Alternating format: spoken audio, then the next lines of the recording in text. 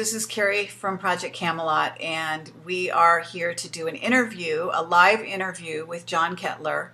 And I'm afraid there won't be much video going on here. My video is happening, but it's sporadic, and so that's the luck of the draw at the moment. Our site is down. The projectcamelot.tv site is down, so that's just live, and we'll go from here. So, John, I became interested in interviewing you because I saw that you had some very interesting intel on your site that no one else seemed to have. And that was for a couple of different things going on, but one of the things was the submarine that was supposedly going to be involved in a false flag somewhere near San Onofre, or involving the San Onofre nuclear power plant.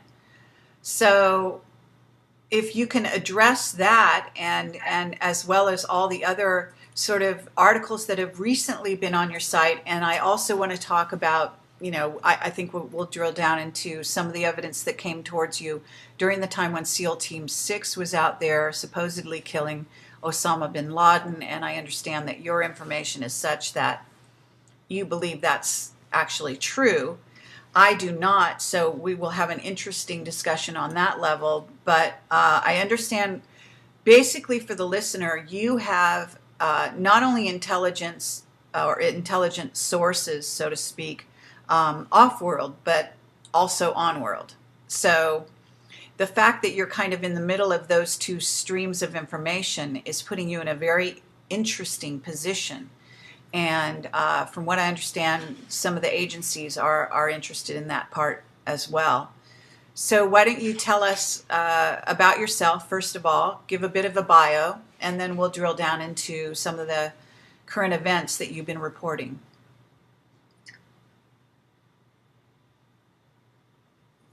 Okay, so if you're muted, I guess you have to remember to unmute yourself. All right, my switchology problems. I am the son of a defense engineer who spent 40 years in military aerospace, primarily working on cutting-edge defense programs, radar countermeasures, radar design, lasers, infrared countermeasures, all kinds of exotic stuff for regular defense industry and also for some of the intelligence community. He sent people into combat with gear that he himself designed and engineered and things like that. So I grew up in a house full of books on military history, weapon technology, espionage, covert operations, and things like that. And tried to get into the military myself, service academies, but my eyesight was too bad. And so I wound up kind of getting into military aerospace through the back door. I'd worked for a financial printer, and one of the think tanks was one of the customers, and I knew exactly who to approach and whatnot, but I didn't have a college degree at the time. I had 3 years or so of college under my belt. And what I wound up with was, the guy had told me literally if I had a PE degree, I could have gotten in, but I didn't.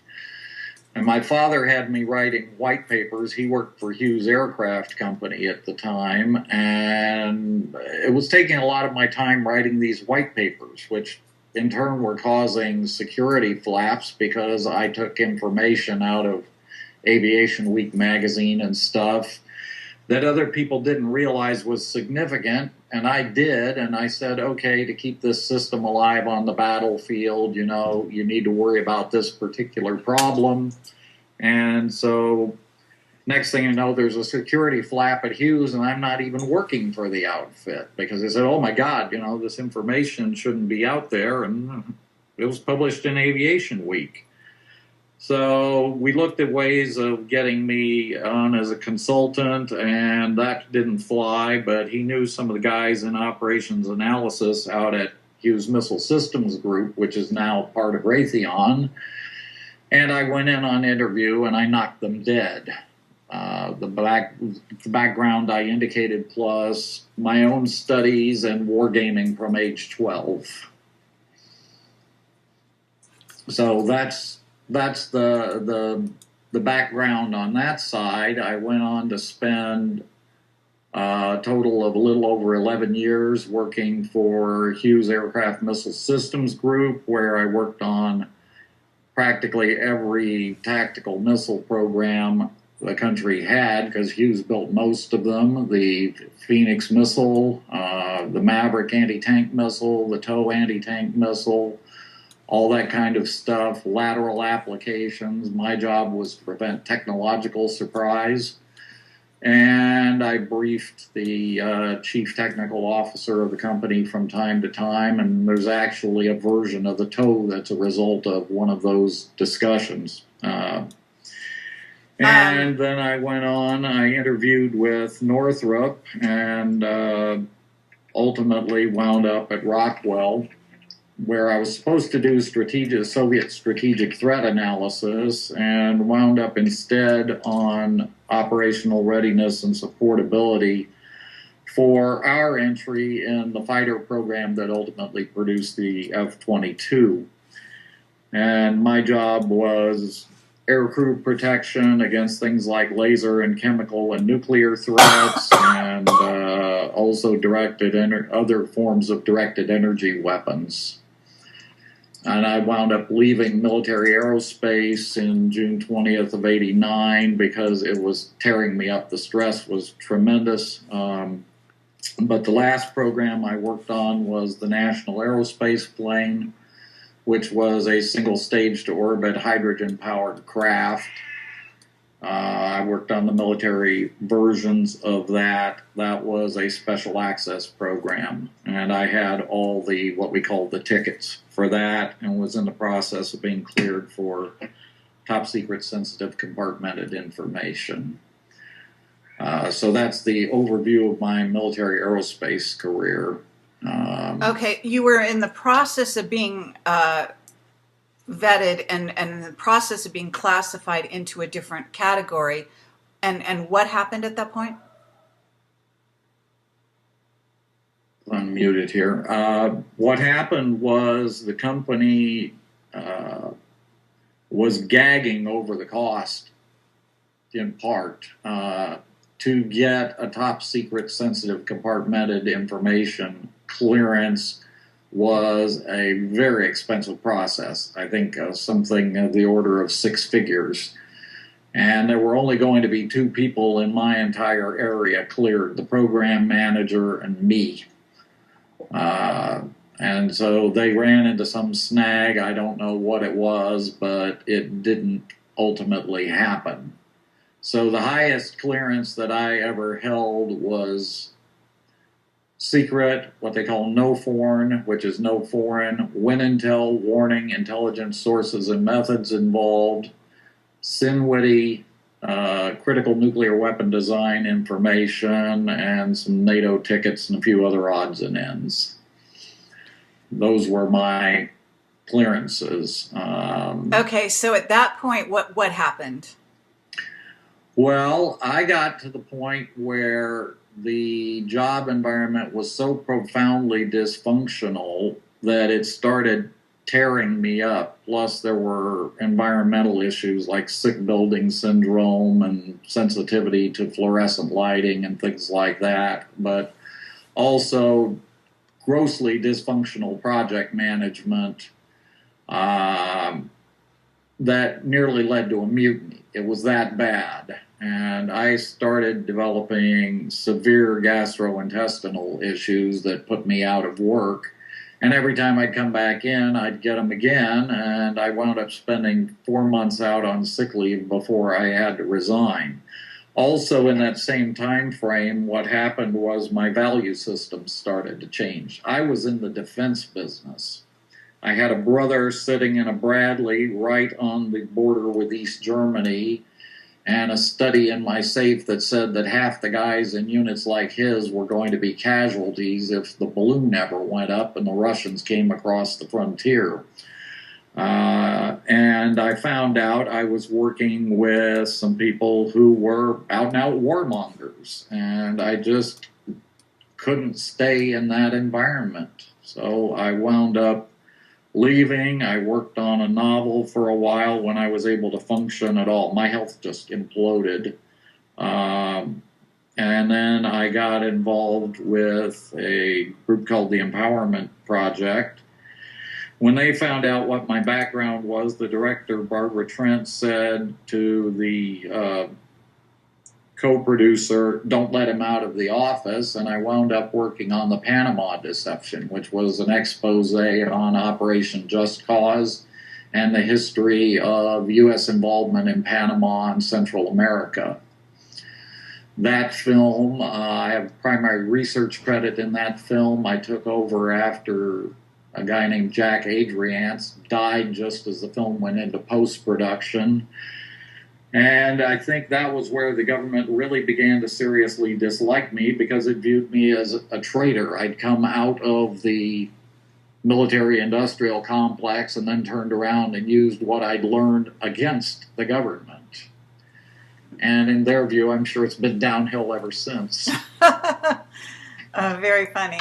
Okay, well, let's see. I think that people will be interested to know whether or not you were, I don't know, exceptional in school at a young age.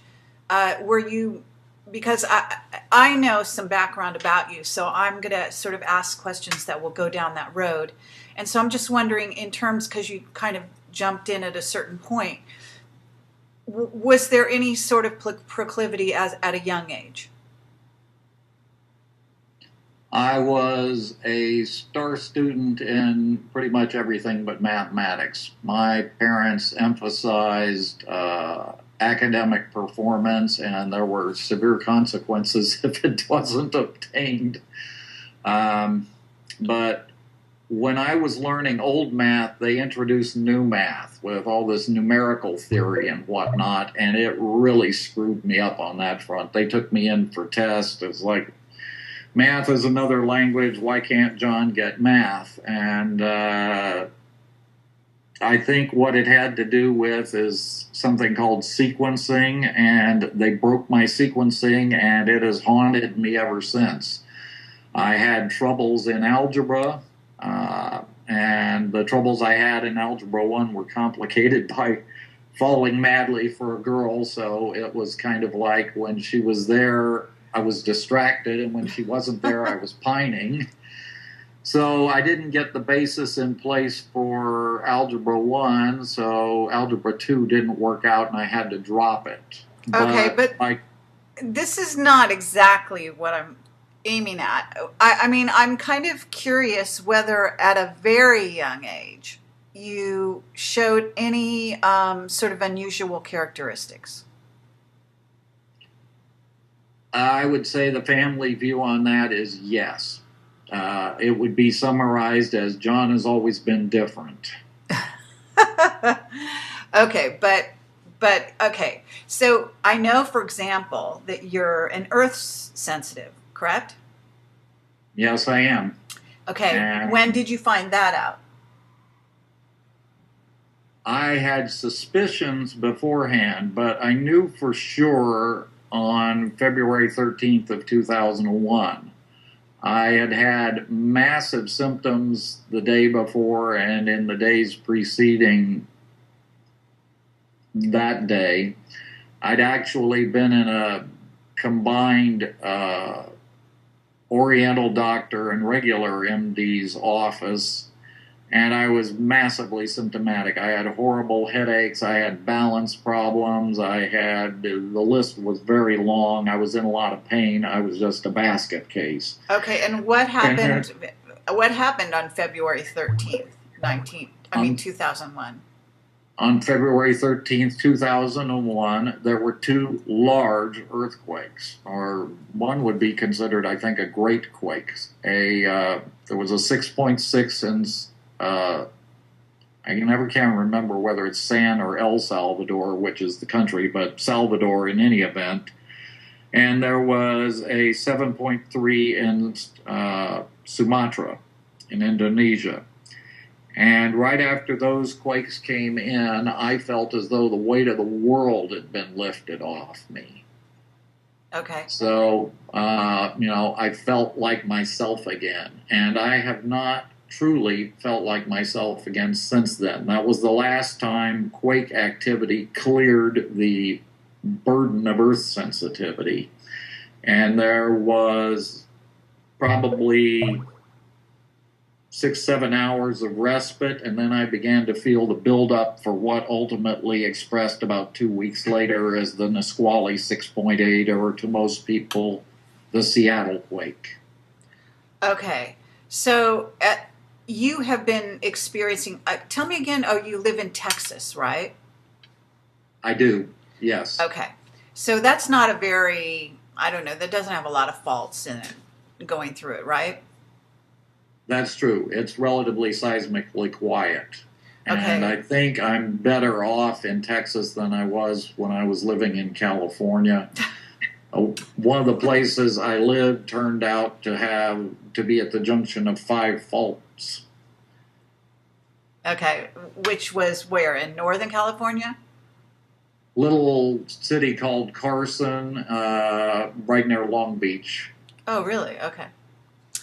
Okay, so you were an Earth sensitive, but you didn't find out until, well, relatively recently, in the sense that it was about 10 years ago or so, right? That's true.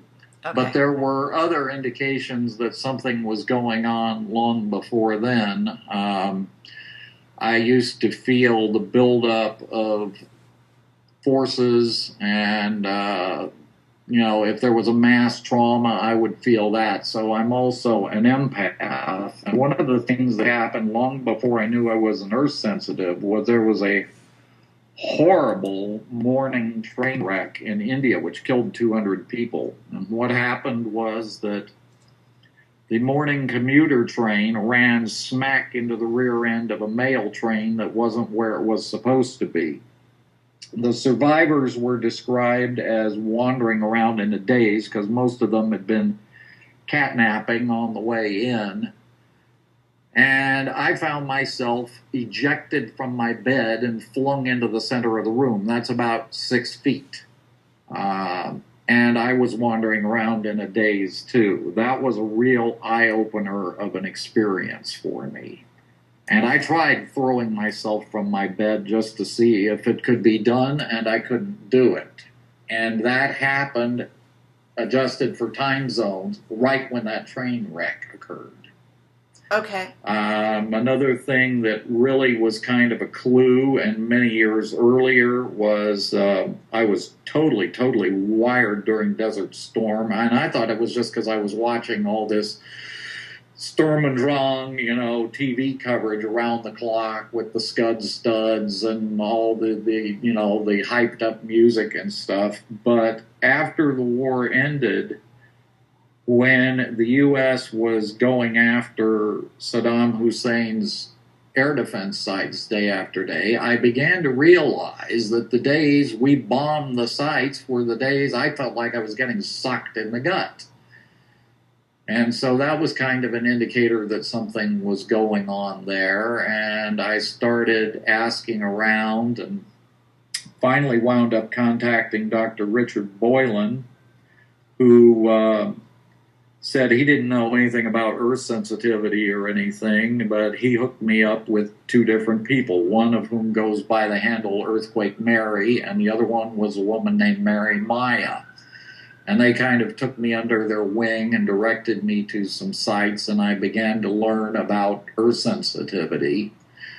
And, most people have trouble accepting the notion that maybe the moon, full moon might be affecting behavior. So this is the kind of thing that gets you branded as nuts, as a general rule. I understand, but if you do the research, and I did and published it in an article in Atlantis Rising magazine, the research shows, for example, that incidence of violence in prisons triples at the time of the full moon. Anybody in the mental health or police fields will tell you that suicide rates go up, that the crime rates go up, all kinds of things start to happen, and some of the scientific thinking on it is it's to do with a tidal effect. Similarly, I had, 2001 was the solar, or was it 2000, was the solar maximum on the 11-year solar cycle, and the solar flares were just beating me to death. An M-class flare would put me flat on my back in bed for hours. I wrote to one person. You might notice that that's happening right now, right?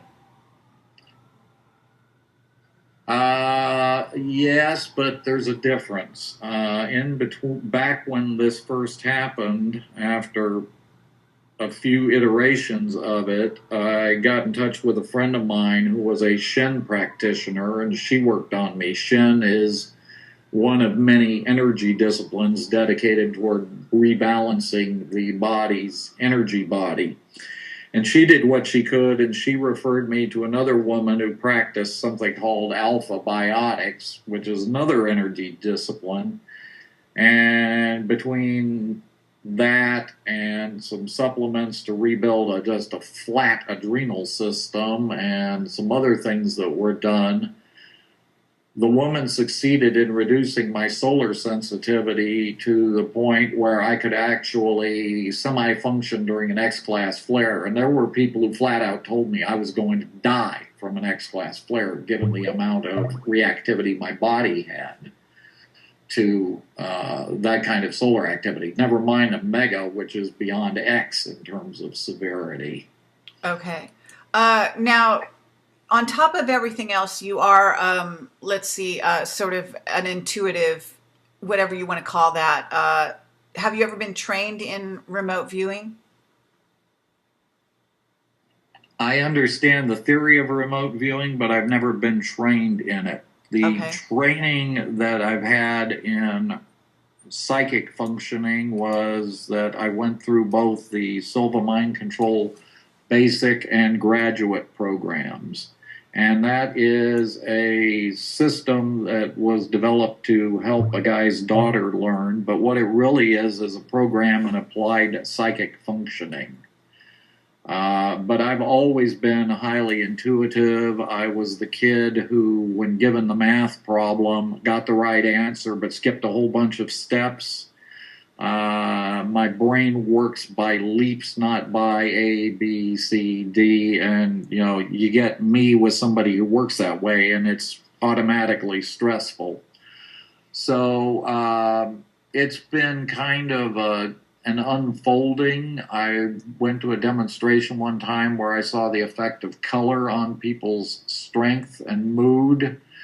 That and somebody curing me of a cold, which normally took weeks to go away, really got my attention, coming off the standard model of reality. And it's been, I liken it to a taffy pull, where you just keep pulling the taffy out to the point where it almost but not quite breaks, and then you wad it back together again and start the process. So it's been a gradual unfolding, but I've had the experience, and everybody's had it, I think, to one degree or another, of the phone rings and you know who it's going to be. Telephone telepathy. Sure. A while back, it was conversations that started occurring with someone that I really cared about. It's well established in the literature that twins have a special connection, that mothers and girlfriends and wives know when something bad has happened to a loved one. They even portray it in the movies, the woman who wakes up shrieking in terror because she knows that her guy on the other side of the world has been killed, and things like that. So I'm earth sensitive, sun sensitive, moon sensitive, and an empath. So It's a lovely, lovely time to be on the planet. But those of us who are sensitives and empaths typically experience, before a destructive event or mass social upheaval, a lot of sadness that is not our own. Very, very well said. Okay. But at this point, what I'd like to do is kind of make that transition into what you are currently doing and the intelligence that has been coming at you, except to ask if how your contacts, because you have off-planet contacts. So could you describe how that whole thing started to happen and why you even trust them? The off-planet contacts started to happen when someone that I've long known in a business context used to say the most outrageously weird things that, frankly, I thought meant, it's kind of like this person is a genius over on the business side and uttering utter incoherences on the other side. But I was invited to a channeling session. Now, I'd had some exposure to channeling because I'd seen videos of Jay-Z Knight channeling Ramtha and looked at the changes in the face and the posture and all that, but it wasn't that kind of thing. This was just someone who had the higher dimensional connections, and this was a session for this very out there person, I thought. And what happened while I was just sitting there, basically expecting it to be a crock, was I started having my own direct experience of this session that I could actually hear in my inner mind, if you would. I don't know what the right jargon is to apply to the experience, but I was participating in it in that I could hear what was being said in the conversation coming from the other side, and I actually got a couple of glimpses of the being that was being talked to. Well, that really rattled my cage. That was an eye-popping moment for me.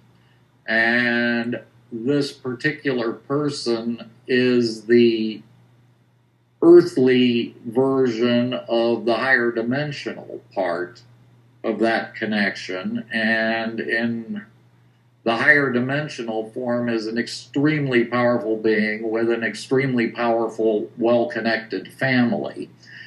And I got kind of adopted, I guess you could say, by that family, and I started getting information, and this coincided roughly with the blog. So there's an argument raging, it's a chicken egg type argument. Did I start the blog in order to be kind of the scribe for the off-planet contingent, or does it run the other way? You could argue either side of that coin. All I can tell you is I'm probably in the most unique UFO research position there ever has been, because I'll get information from terrestrial contacts that I can then check out with them, and vice versa. And their track record is very, very good, and I judge by results. Okay. Well, you are you're sort of in a unique position to some degree, and your previous training in the defense industry, I guess you might call it, and your close brushes with getting involved in above top secret areas, I guess that coupled with this side of things puts you in sort of a unique position to be able to analyze possibly the intelligence coming at you from both departments, so to speak. And that's why we're doing this interview. And so to sort of deal with that now, let's start with some of the most important incidents that have happened. As you said, if I understood correctly, you've only been doing the blog since January. Is that right? I believe I started it, in late January, somewhere around there. Of 2012. Yeah. Well, it started, let's see, November of 2011. Okay. was when it started it, and it has really, really taken off. Okay. But yeah, initially, I have lots and lots of interests. So, I wrote on Vimanas. I wrote on the actual basis for the unicorn in myth, and that was deliberately written as a teaser for a post that I did on the historical evidence for unicorns. And then all of a sudden, it's like there's this big shift occurs, and next thing I know, I've got this contact, and I got information coming in, and I'm off to the races, and I'm spending more and more and more time dealing with the extraterrestrial, extra-dimensional thing. But I'm getting fed information by people with what I call nosebleed level clearances. There are, for example, clearances. It takes a presidential clearance to visit Area 51, okay? But the president is not cleared to visit Area 51. I'm dealing with people who have clearances in the stratosphere. People like the one on my site, Anonymous 2, who wrote in and described the high price of spilling the beans. Okay, Too and high actually, skill. well, sorry to interrupt you there. I do want people to know that that's one of the reasons you're also doing this interview with me is that I read what Anonymous 2 had to say about you. And because I am an intuitive, I was able to tell that that individual was a person who had been, let's say, down the rabbit hole, as we call it. And so since they kind of were giving you a sort of a stamp of approval, I figured I needed to check you out. So I started to read what you had to say. Right. So that is actually how this interview happened. But so now tell people what Anonymous 2 was saying. Anonymous 2 is a patriot, a former high-ranking military official who saw certain things happening, did not like what he saw, and put the information out. Acted in accordance with his oath of allegiance to protect and defend the Constitution against all enemies, foreign and domestic. Spilled the beans, and the government came down on him like the proverbial ton of bricks. The government arranged to have several of his wives killed in succession. His son was killed in a quote-unquote friendly fire incident. His pension was taken away. He's hunted. I literally hold people like his lives in my hands and vice versa, because out of the same community that produces those sorts of industrial strength whistleblowers come people with all kinds of specialized skills, some of whom watch my back here on this planet. The ETED contingents that I work with are also watching my back. And there are Pearl Harbor files, as I call them, in existence that will be released if anything bad happens to me. But that does not mean that the government is not messing with me. It is messing with me big time. It has invaded my site. It has violated my copyright wholesale. The Central Intelligence Agency copied all my posts 24,000 times and distributed them through the entire building.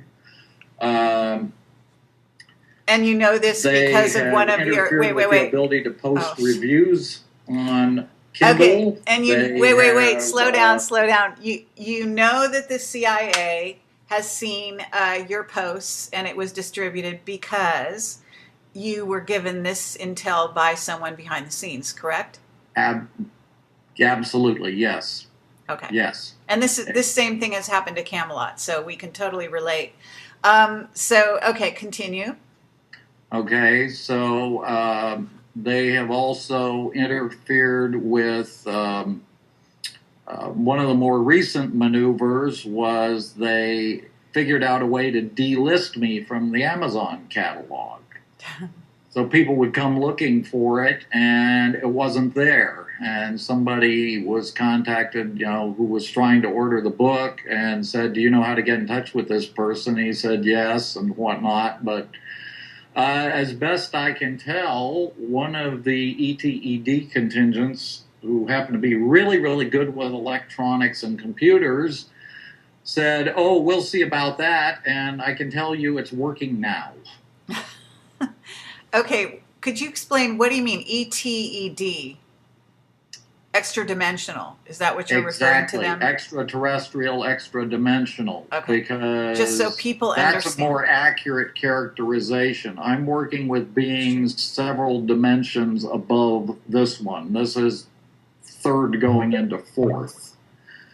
I won't say which dimension they're in, and I'm not going to name the races involved, because there is a real war on, and casualties were and are being taken, and it is the height of foolishness to give order of battle information away to the enemy in the middle of a war. Even though it frustrates my readers, they demand to know who it is I'm dealing with. As I said, I go by results. If somebody says that a certain set of events is going to occur, and that certain set of events occurs, and these sorts of incidents keep happening, then, to use the common term these days, those people have a lot of street cred with me. Okay? Okay, they have talked the talk and walked the walk. Okay, so let's now go into some of the incidents where you got intelligence, either on or off world, and it panned out. Okay, I'll be happy to do that. We could start with the CIA, Israeli Mossad agents. You want to start with that incident? I can, if you like, but the Mossad thing does not contain any off-world component. I understand, but let's do that one first, so people understand that your on-world intel is definitely happening. Okay, fair enough. I received word from one of my super sensitive contacts that a Mossad hit team had entered the United States. I was given particulars of where it arrived, the fact that it had come in by various circuitous routes and assembled. I was given the composition of the team. I then put together a post informing the readers, which by definition includes much of the intelligence community, that this was the case. And I indicated the likely target was probably President Obama because of a perception in both Israel and in the Jewish community here in the United States that he was not strongly pro-Israeli, that he was soft on the matter and whatnot. And there had also been some unfortunate words said about dealing with Mr. Netanyahu. The words were exchanged between him and another foreign leader, and it went something like, the first leader was complaining about having to deal with Netanyahu, to which Obama shot back, "Well, you think you got a problem? I have to deal with him every day," and there were some epithets involved. So this didn't improve matters any. And that was... I tend to get chronology crossed up sometimes. Okay, but so I believe it was after that the article was published in the Atlanta Jewish News, where essentially a trial balloon was floated saying that Obama should be assassinated. And it turns out that under both Jewish law, or Israeli law rather, and American laws in the recently passed National Defense Authorization Act, anybody who supports terrorism is liable to be killed. So what happened was that I published this article, and as a result of information that's normally very closely held being published, the authorities were able to capture the Mossad hit team. And the word came back to me that my blog and a blogger, associated with it, was credited directly with enabling the capture of the Mossad hit team and thwarting a planned hit on U.S. soil on what turned out, what they believed to be, was a Middle Eastern man. Okay, so at that point, let's go to a couple other incidents where off-worlders are involved, and it actually panned out. Fair enough. I received word from one of my contacts that ET bodies were starting to disappear. They were disappearing from Wright-Patterson Air Force Base, long associated with the infamous Hangar 18. And if you watch the Wright History Channel programs, there are indications of extensive underground facilities there. Things were disappearing from Area 51. One of the Bob Lazar type sports model flying saucers, which testers released, disappeared. A craft which will be the subject of my next ebook. It was recovered encased in rock, and it came out of a dinosaur era formation and actually had dinosaur era zoological specimens inside it. Was taken, but the rock that it was encased in was left as basically a pile of sand. And certain other black project items, a TR-3B Astra, and there was something else, all disappeared in rapid succession. I was told by my off-planet contacts that there were going to be more, and next thing you know, Thanksgiving Day rolls around, and I get a report that a flight of 3 B-2s loaded up and destined for a strike mission in Afghanistan had taken off from Whiteman Air Force Base, Missouri. And there was a blinding green flash, and the flight lead, who flies on the point of the Arrowhead formation, vanished almost immediately on rotation.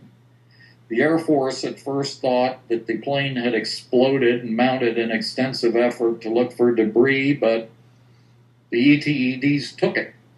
And when asked why they were doing what they were doing, they said they were recovering their own craft and craft on behalf of other races and the bodies, and the justification for taking the B-2 and other things that they took. And that same day, an X-22A Dark Star disappeared over lunch from Holloman Air Force Base. It was being worked on. The crew broke for lunch, came back, and this super secret triangular-shaped fighter plane-sized anti-gravity craft was gone.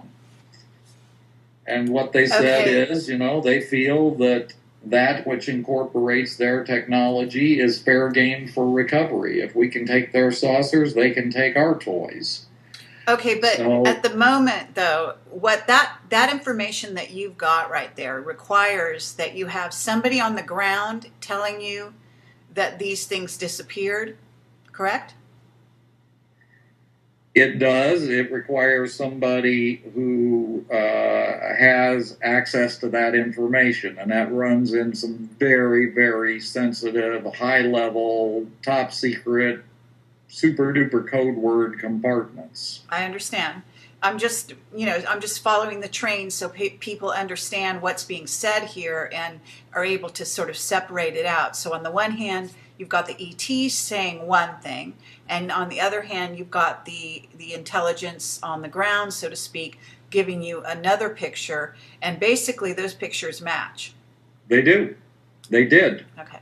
And the ETs said they were going to continue taking things, and a few days after things started disappearing from Area 51 and Wright Pat and places like that, they took 2 more craft. The B-2 right out of the air, crew and all, and the X-22 out of the hangar. And this kind of thing gave the intelligence community,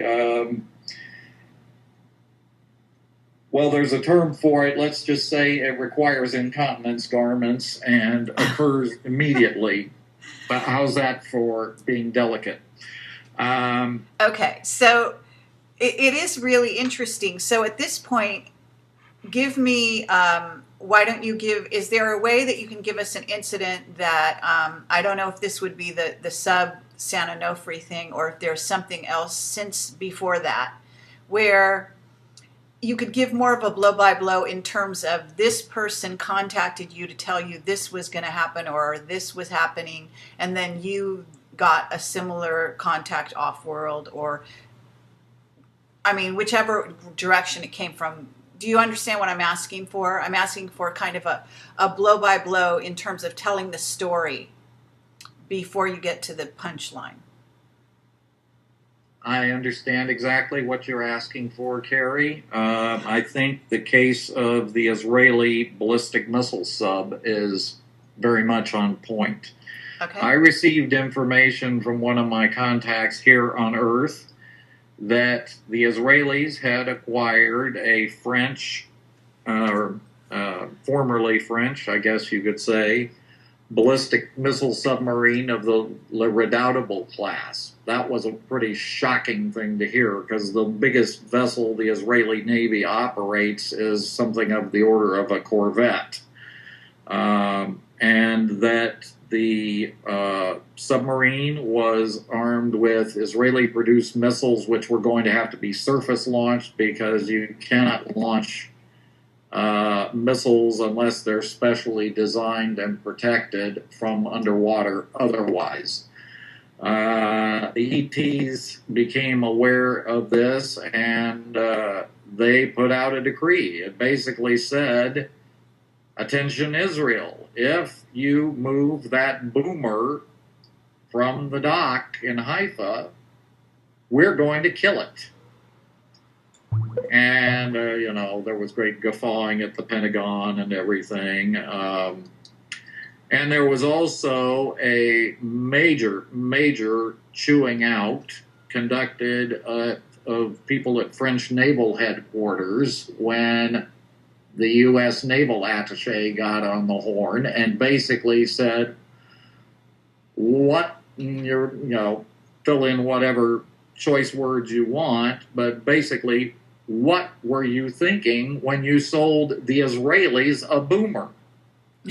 The French went, I'm sure they had very bloody ears after that. But that was a direct result of my publishing the post on this. It was not known generally through the community that this had been done, and it caused a firestorm all by itself. So the ETs warned that the thing had, it had better not move. It moved. I received word from my terrestrial contacts that it was moving, that it did not go through the Suez Canal, but because the Egyptians wouldn't let it through, so it went the long way up the coast of Africa. It got into the Arabian Sea. The ETEDs issued another warning saying, turn back now. There was an incident off the coast of Somalia where the submarine mysteriously had encountered a storm so severe that it fractured the skull of one of the crewmen. The sub came up just as the corvette that was to take off the crewman. The sub basically surfaced between the corvette and the Somali pirates, who panicked and turned around and went back to shore. The crewman was transferred successfully and may be the only survivor of this exercise. Wait 1 second. I don't understand. What corvette? Are you referring to an ET craft? No. A corvette is a small naval warship. Then the Israelis sent it to meet the sub because the sub did not have the medical facilities to care for someone with a probably depressed skull fracture. The submarine was so shaken up in a storm, which frankly I think the ETEDs had something to do with by way of sending a message, that the sub was forced to surface and have the crewmen medevac. Okay, And so so the that sub happened. came up just as the corvette was under attack or was about to undergo attack by the Somali pirates. They are pretty brazen these days. Okay, but that was like a total separate thing, right? But it ties together because that individual is presently the sole earthly survivor of this submarine. And then I'm going to get back into the story. So the corvette took him off and took him back to Israel or wherever the corvette was based. The submarine went back to its usual cycle of running submerged and then periodically surfacing to check in via one-way transmission to its base. And, I was starting to get nervous, okay, because my credibility is on the line at this point. And then I start getting some interesting reports. The submarine has missed its check-in. Okay, well, that could be fairly readily explained. The submarine has missed its check-in again. Pretty soon it's up to 7 or 8. Next thing you know, you're into what they call gray lady down, which means a submarine has disappeared and is presumed lost. So I put something out on that, and the ETEDs had said what they were going to do specifically to the submarine. Initially, they were going to kill the crew. One of my contacts managed to plead successfully on their behalf because dying in a submarine is a particularly ugly way to go. The hull compresses, water comes shooting in at high pressure, and it's very nasty. So here's what happened. They said they were going to crush the submarine. They said they were going to take the missiles, and they said they were going to take the reactor because they're very green. They don't want anybody picking up nuclear toys and running off with them. And they don't want any more contamination of the planet from radioactivity. They are very anti-nuclear. And part of that is because nuclear weapons actually rip a hole through time. And I'm sure you've been exposed to parallel worlds and superstring and all that kind of stuff. So the next thing is, we had no submarines in the area, so we couldn't verify anything, but we get a report that a Chinese hydrographic survey vessel heard breaking up noises. So now the search is on in the Arabian Sea. They had a rough location. They spent the next 2 days looking for it. They eventually located it and photographed it. The submarine was missing its entire missile compartment, and there was a gaping hole in the side of the hull where the reactor should have been. So that's probably the single best story to date of the interaction of the terrestrial information with the ETED information.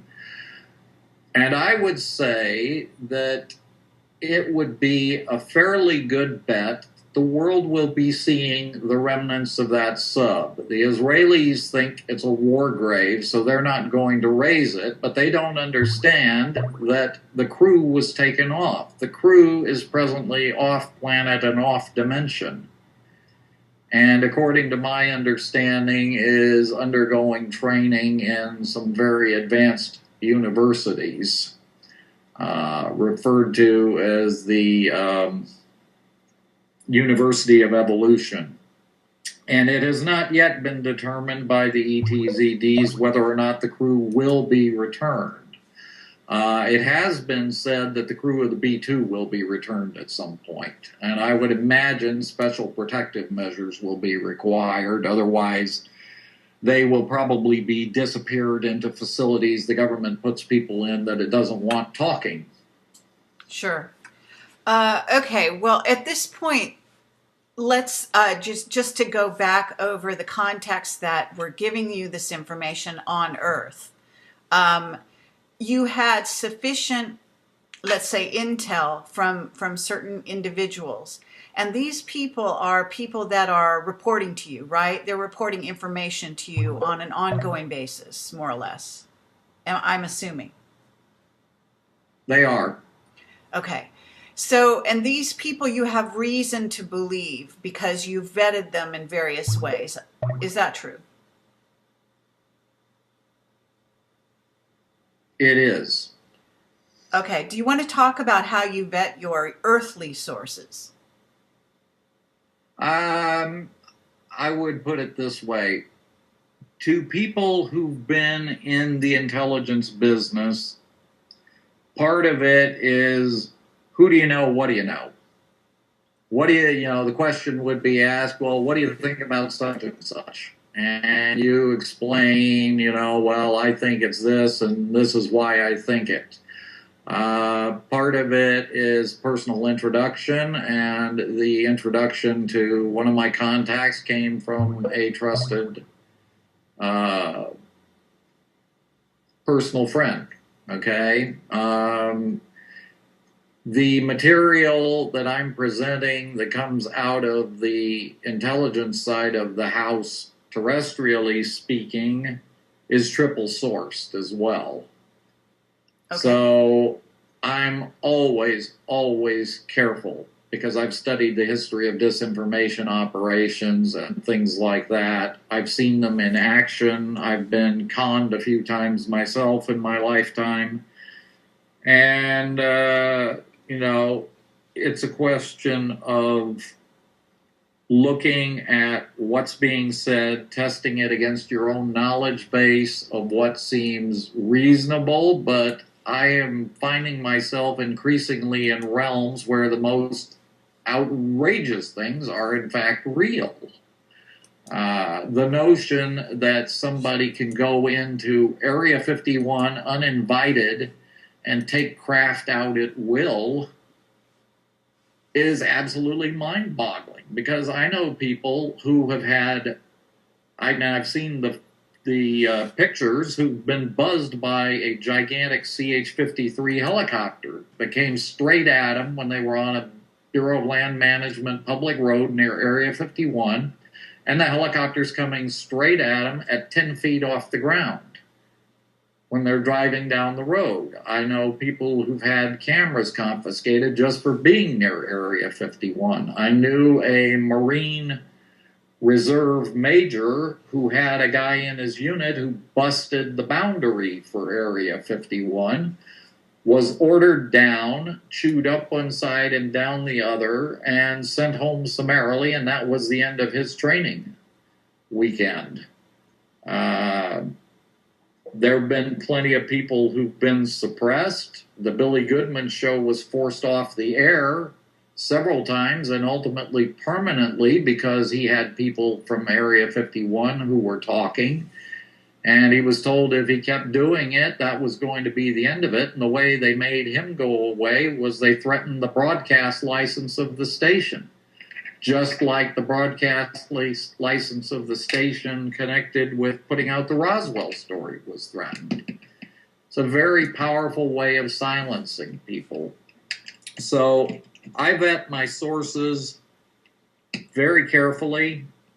I know what to look for. I know some of the warning signs. And one of the ways I know for sure my sources are good is I have been repeatedly attacked by the government. As we speak, it's out there conducting a whispering campaign, trying to destroy my reputation. It's trying to portray me as crazy.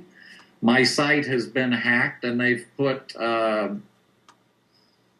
a piece of code on it basically designed to catch idiots with clearances who come in without any kind of electronic screen on their identities. I've itemized some of the other things they've done. There have been repeated rumblings of what they call lancing the boil, which is to say killing me. So I am hitting them where they live.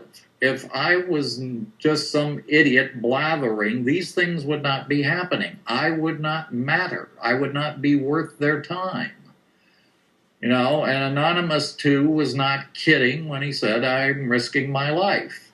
And I've explained it to some of my readers. This is no game. This is no joke. This is not for the faint of heart.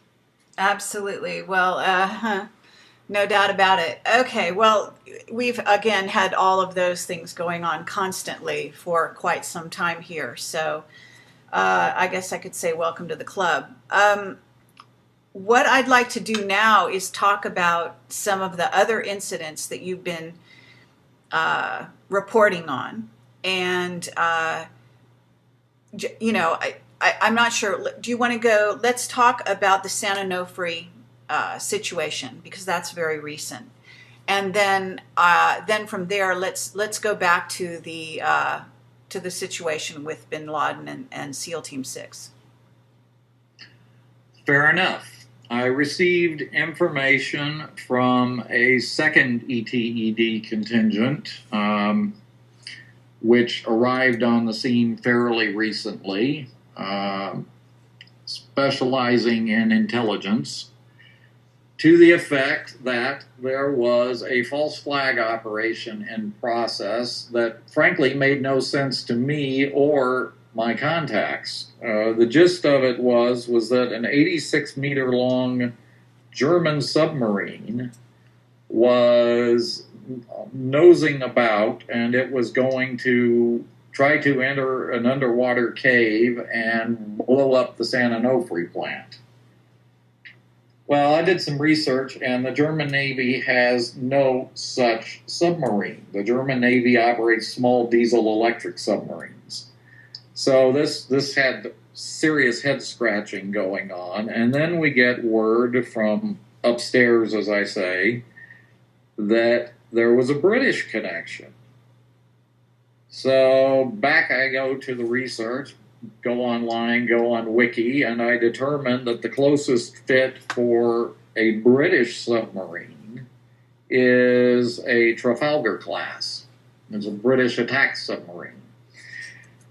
And so what this second ED contingent does is it uses its very advanced technology to essentially create a acoustic hologram wall so that the submarine cannot find the entrance it's looking for. Meanwhile, the San Onofre plant has bad problems, and they open it up, one of the reactors, and inspect it. The older tubes are horrendously eroded, but even the new tubes, which should have almost no erosion at all, are very badly eroded. So something's up with that, and then there's one going in Chicago and other places. And oh, by the way, they seem to have a tendency to put nuclear power generation sites right on fault lines. That's no accident. It creates a time bomb, essentially. And that fits in with the New World Order's desire to have a population of 1 billion, which requires removing 86% of the rest of us, or roughly 6.18 billion from the planet. So if San Onofre goes up, it's going to kill tens of millions of people. So they're screening. My terrestrial contacts and I are trying to figure out what's going on. We're looking at likely candidates. Next thing I know, I get word they're going to take the sub, contingent 2 of the ETs. They take the sub. We start getting reports of what's going on, and we tell them how to identify the sub. The sub has no visible markings identifying which submarine it is. So there are certain possibilities, and so we tell them how to identify it based on something called the transverse bulkhead, which is to say one that runs perpendicular to the length of the hull. On every vessel that's built, the transverse bulkhead bears, deeply stamped into the steel, the name and number of the vessel. And all the compartments are numbered fore and aft from that bulkhead. Well, on the bulkhead it said Turbulent, HMS Turbulent, S87, which is the hull number.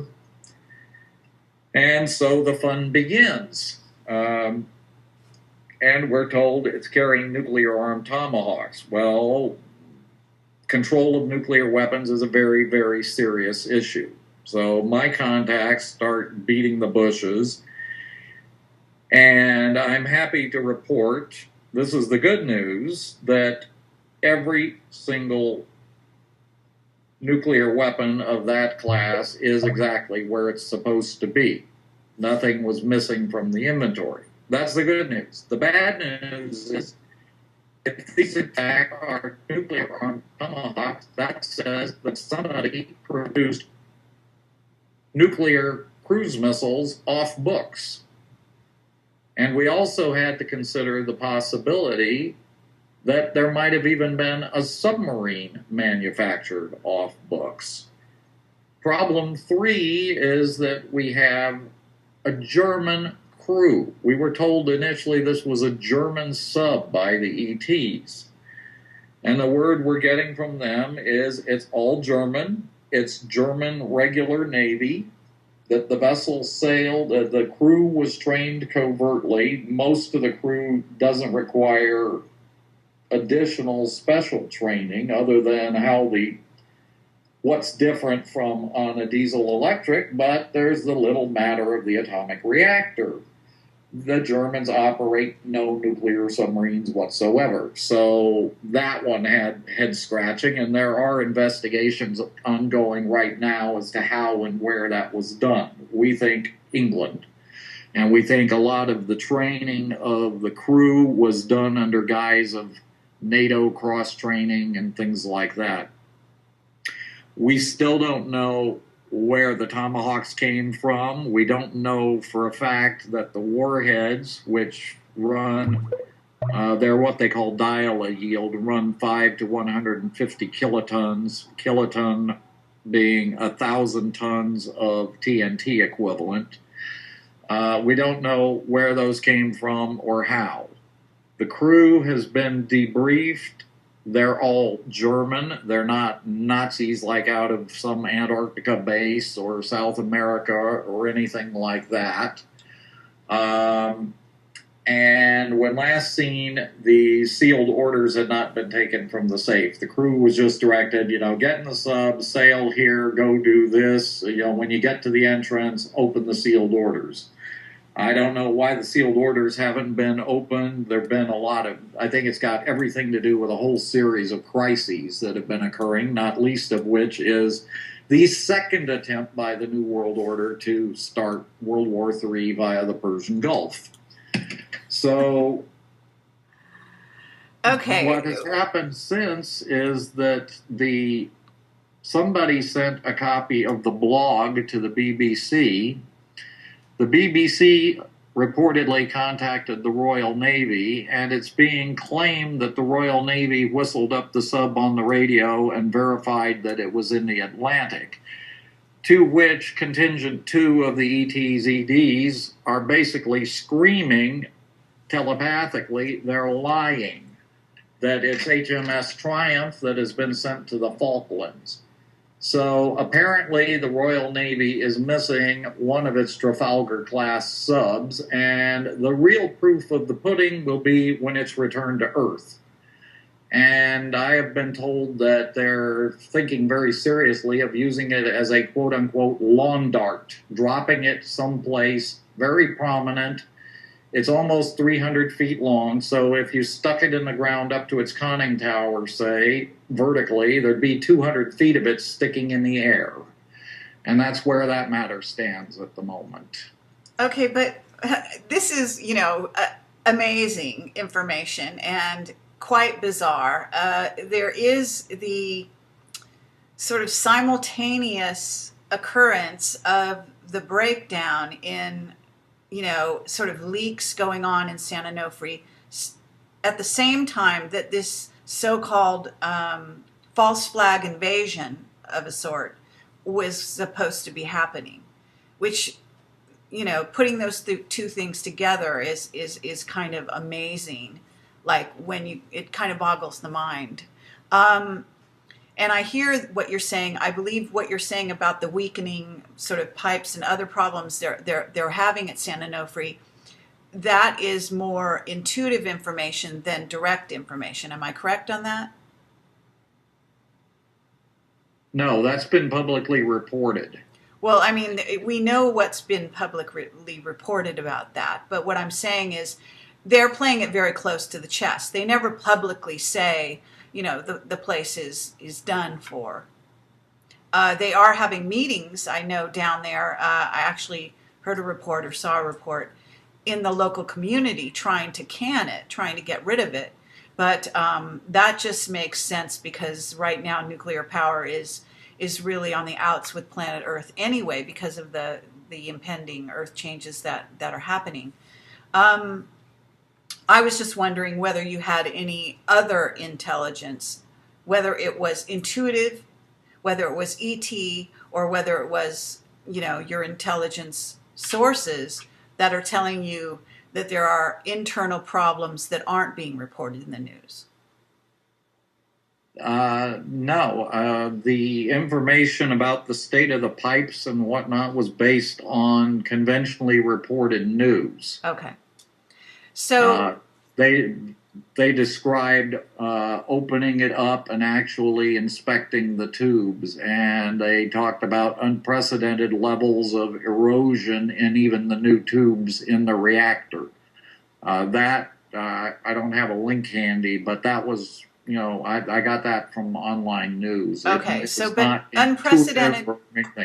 Okay, but unprecedented erosion could also be the result of the volcanism that's being reported on Dutch Sense and in other places, basically here in California, Southern California, 29 Palms area, as well as Santa Barbara and Mammoth, et cetera, et cetera.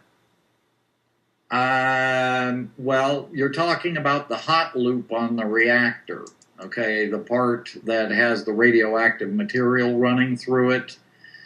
And so far as I know, they put clean water in it and things like that. I'm talking about internal erosion of the pipes, not external erosion. I'm talking about the part of the reactor through which the water flows. I understand, but if it's unprecedented erosion, it's something is causing it. I'm not a scientist, so I don't know what that something would be, but there is volcanism in the area, and along with volcanism, steam, et cetera, you could have some disturbance, certainly in a power plant that's in that vicinity.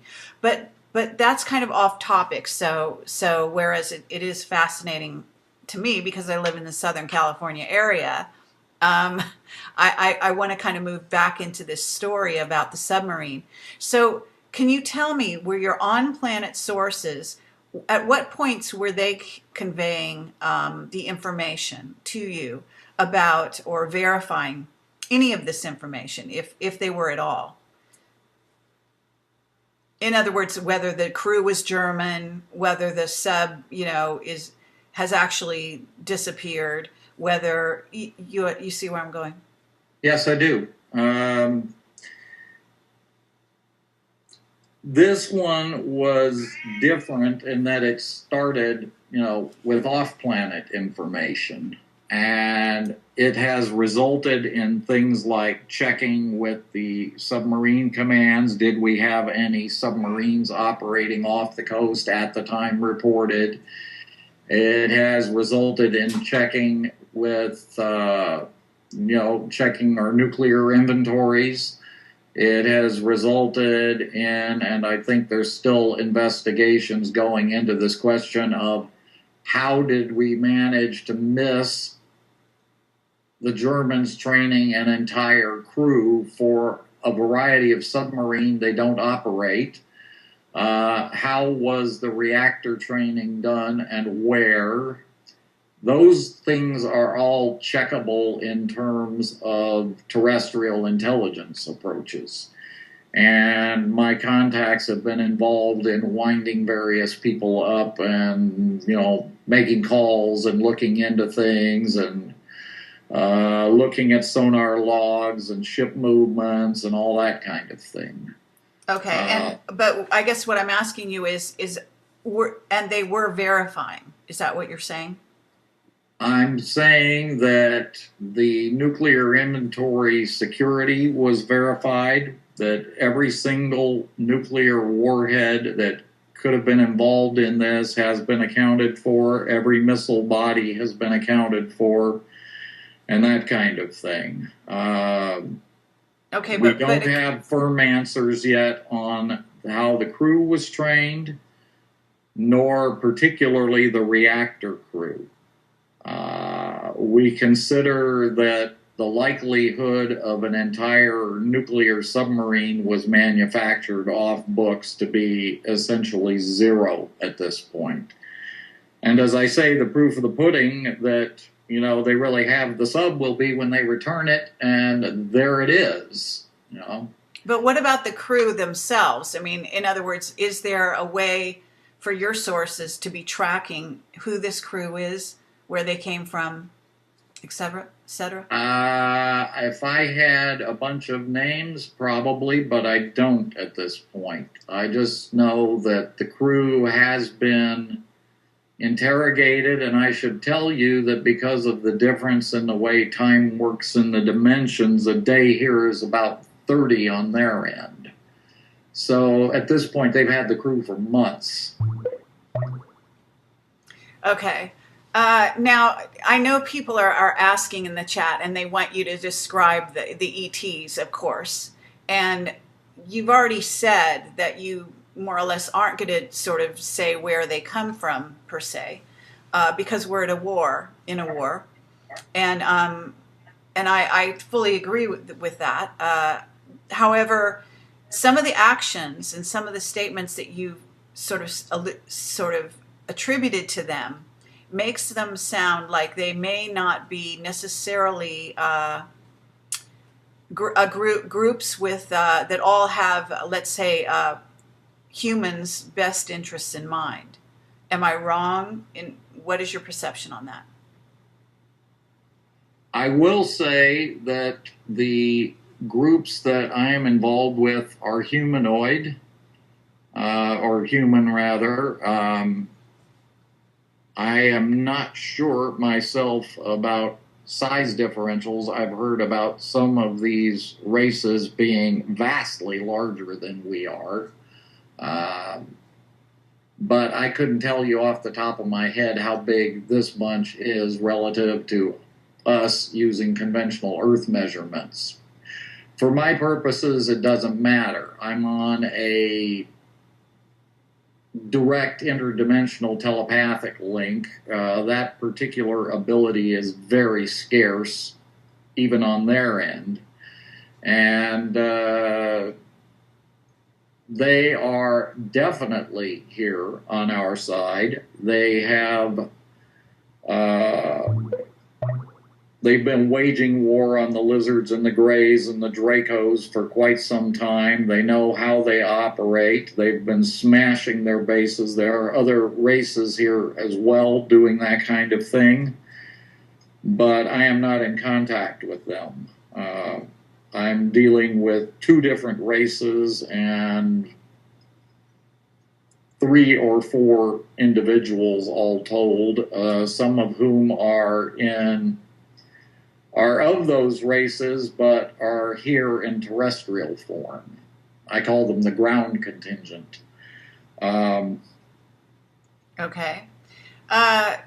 The emphasis is unremittingly on stopping a war in the Persian Gulf from breaking out, because now China has formally notified the U.S. that if Iran is attacked by either Israel and or the U.S., for that matter, that it will come into the war on the side of Iran. Russia's already made that declaration. So there is a tremendous potential for World War III if something bad happens in the Gulf. And this is the second major attempt to do it. We also have information that the Enterprise is to be the oldest nuclear carrier in our inventory, is to be used as a sacrificial lamb in an NWO operation. Okay, now stop right there. Sorry. Okay. Because that information has also been picked up by various people. It was also put on Veterans Today. Jim Fetzer, who I interviewed on my radio show, and his a partner that he works with made that public. It originally came supposedly from an intelligence source. In other words, that the Enterprise would be used as a false flag, that it's been moved into the Persian Gulf with that in mind, actually, and that it was supposed to be mothballed, although that's not the terminology they use. Put on the rocks, I don't know. By that craft, it's so old. And that so where did you get your information in that regard? Much the same sources, I would say, and then I started looking at it from the longer perspective of history. If you know your history, you know that the Lusitania was set up for something very similar to what's being posited here. The Lusitania was known to be transporting munitions of war, although ostensibly a neutral. The German government tried to put notices in all the major U.S. newspapers informing the American public that this was the case, and that because the vessel was carrying munitions of war, was subject to attack by submarine. The State Department suppressed it in all but a couple of really obscure Midwestern newspapers. The ship was ordered into a known U-boat area. Under guise of conserving coal, the ship was required to operate on only one boiler, thus reducing its speed. And the destroyer that was sent out to meet it was turned away by the Admiralty at the last minute.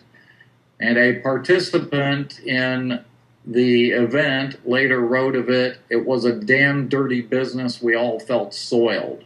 There were, I forget what the casualties were, but the idea was to kill some Americans and bring America into the war. Of this incident, Churchill later wrote, "In war, supreme excellence in strategy consists of the unexpected introduction of a powerful ally." Same stunt was tried in World War II with the Athenia, and it didn't quite work. Other versions of this, of course, apply to the train bombing or derailment in Arizona before the bombing of the Murrah building in Oklahoma City.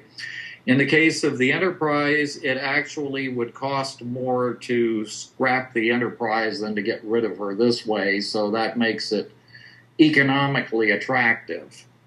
Right, and that I have heard. Now, what have you heard? I guess what I'm trying to get at here is, in describing that, I can see that you're a good researcher, but are you getting ETED information in that regard? No.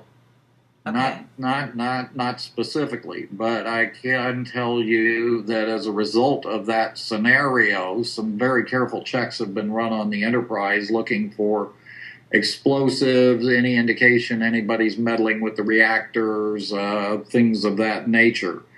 But it makes eminently good sense. You send a vessel like that into an environment, the way the scenario is described is that the Israelis have submarines in the Persian Gulf, and they do. They have 3 Dolphin class. One of them is supposed to torpedo and sink the Enterprise. The Americans are supposed to be understandably outraged. You're talking about 5,000 to 6,000 people as the crew of an aircraft carrier of that size. There would be massive casualties. the U.S. public would get all incensed and we'd have a full-blown war on our hands, which is what the New World Order wants. So, okay, and what about your intelligence sources on the ground? Have they given you anything in this regard? well, yes, I just said that very careful searches have been done of the ship because there were supposed to be explosives in it and on it. None has been found. Also, the Iranians have warned against introducing carriers. They warned against the reintroduction of carriers into the Gulf after we left the first time. And they keep threatening to do it, and they have the means to do it very effectively because they have the export model of a Russian, what they call supercavitating torpedo. It basically travels in an air bubble at 250 knots. You can't really avoid it. And they have said, they've threatened to sink our carriers. So it doesn't matter for NWO purposes whether the Israelis do it as a false flag, blame it on the Iranians, or whether the Iranians do it. Either way, you get a war out of it. Yeah, I understand that. But what, our purpose here is to sort of drill down into the intel you're getting from both sides and kind of compare and contrast it to see where we're at. So thank you for that. But where at this point, why don't we go to the SEAL Team 6 incident with bin Laden? Because this is a place where your intel, which sounds like it's on the ground intel, completely contradicts at least my intel. And so I'm curious about that. So why don't you sort of explain what you've got there?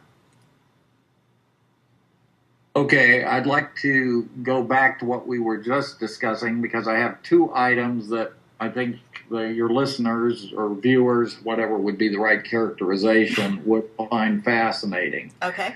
Okay, the ETs, EDs have specifically warned against attacks on Iran, but they've also, basically they've said nobody is to commit aggression on anybody else.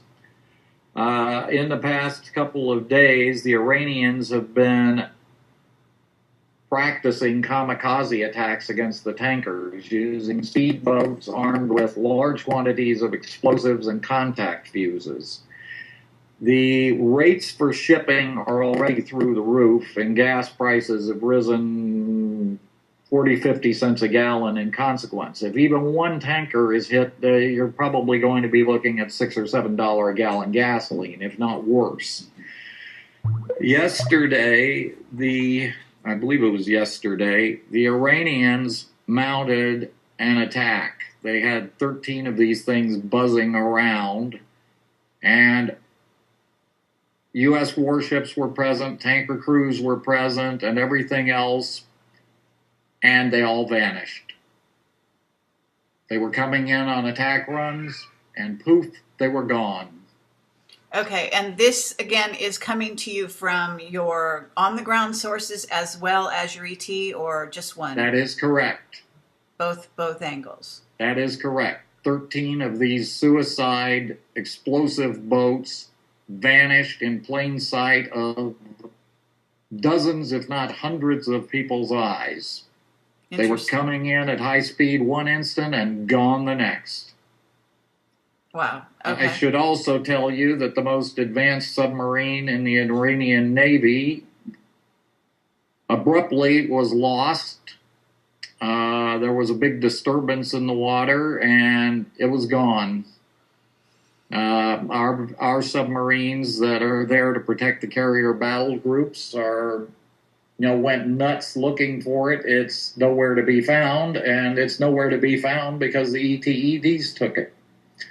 And there are other bad things that are going to happen to the Iranians because the Iranians were the ones who funded the very closely held, we're in the middle of a Cuban Missile Crisis right now, Carrie. Okay. And the American public does not have the story.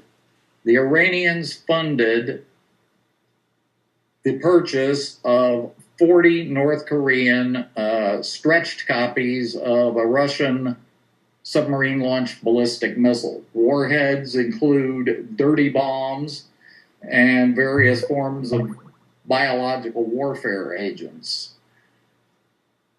These were paid for by Iran and shipped to Venezuela, and that issue is being worked as we speak. But this has particularly incurred the wrath of the ETs, who view it as very highly escalatory. But the story has been all but completely squashed in the mainstream news. But we have missiles in Venezuela that are fully fueled and armed, aimed right down our throats. They can cover almost every state in the contiguous 48. Right. Okay. And so at this moment, what's the status on all of it? Do you know? I'm sitting on part of it because there are certain developments underway, and I don't wish to interfere with those. There are solutions being worked, I would say, would be a good way to put it. And when the situation is resolved, I will report that. Okay, but it's not. Things are up in the air and very volatile at the moment. Okay, but if the players in the part of what's volatile, as you call it, this kind of you're sort of comparing it to the Cuban Missile Crisis. So the players involved, how much do they know, or what do they know exactly? Is this information that Iran purchased these, I don't know, are they ballistic missiles? Is that what you would call them? Yes, they're modified copies of Russian submarine-launched ballistic missiles. Okay, but they're not, they're on ground launchers. Okay, and they purchased them from the Koreans, the North Koreans? Yeah, Iran purchased them from the North Koreans. Some of the dirty bomb material, apparently the Pakistanis supplied the dirty bomb material, and Iran also paid for shipment to Venezuela. Okay. And this information came to you, is this in the news at all? I understand there's been a tiny bit, I haven't seen it myself, but a tiny bit which was swiftly suppressed. This is coming from my excellent contacts. Okay. U.S. intelligence is aware of the missiles. The missiles have been imaged. The status of the missiles has been continuously monitored. Reconnaissance has been mounted, and we're keeping a very close eyeball on the situation. But we haven't been in this situation since the Cuban Missile Crisis. And whereas the American public knew about that one, it doesn't know about this one. Okay, well, if anybody's listening to us, then maybe they will start to know. But at this moment, are you saying so? What's the status of the Venezuelan government in respect to Iran, and then also in respect to the U.S.? Venezuela is openly antagonistic to us and is aligned with Iran, is aligned with Russia, and is aligned with China. It is a new power block unto itself. Okay. Okay. Do you want to say any more about that before we leave the subject? I would say that's enough for now, and if... Well, let's actually say, when did this happen? I mean, because purchasing these missiles and then transporting them takes time, right? It does, yes. So when did this happen? Do you know? Well, we detected them shortly, I believe, after they were landed in Venezuela. Not until then? That's my understanding. And then we went looking for where they came from, at which point I got some specific information from the upstairs contingent that, where they originated from, and then the terrestrial side started looking at what ships might be involved and things like that. But no, we did not detect that missiles were being moved until they actually arrived in Venezuela. That's my understanding. Okay, and when you say we, you're talking about your sources? I mean, because it's quite possible that, there are sources that, your sources don't know, and that, this government could have been well aware of the whole situation, right? I would say that based on the kind of access my contacts have, that as soon as something like that would have surfaced in terms of information within the intelligence community, it would have been known immediately. That kind of stuff is of such criticality that it has to be dealt with straight away. Okay, but you're saying, consequently, you think that because they weren't interfered with en route. From everything I've been able to tell, we didn't know anything about it until the missiles arrived and were unloaded in Venezuela at Maracaibo. Okay, and just can you reiterate how many missiles and what their capability is, or whatever?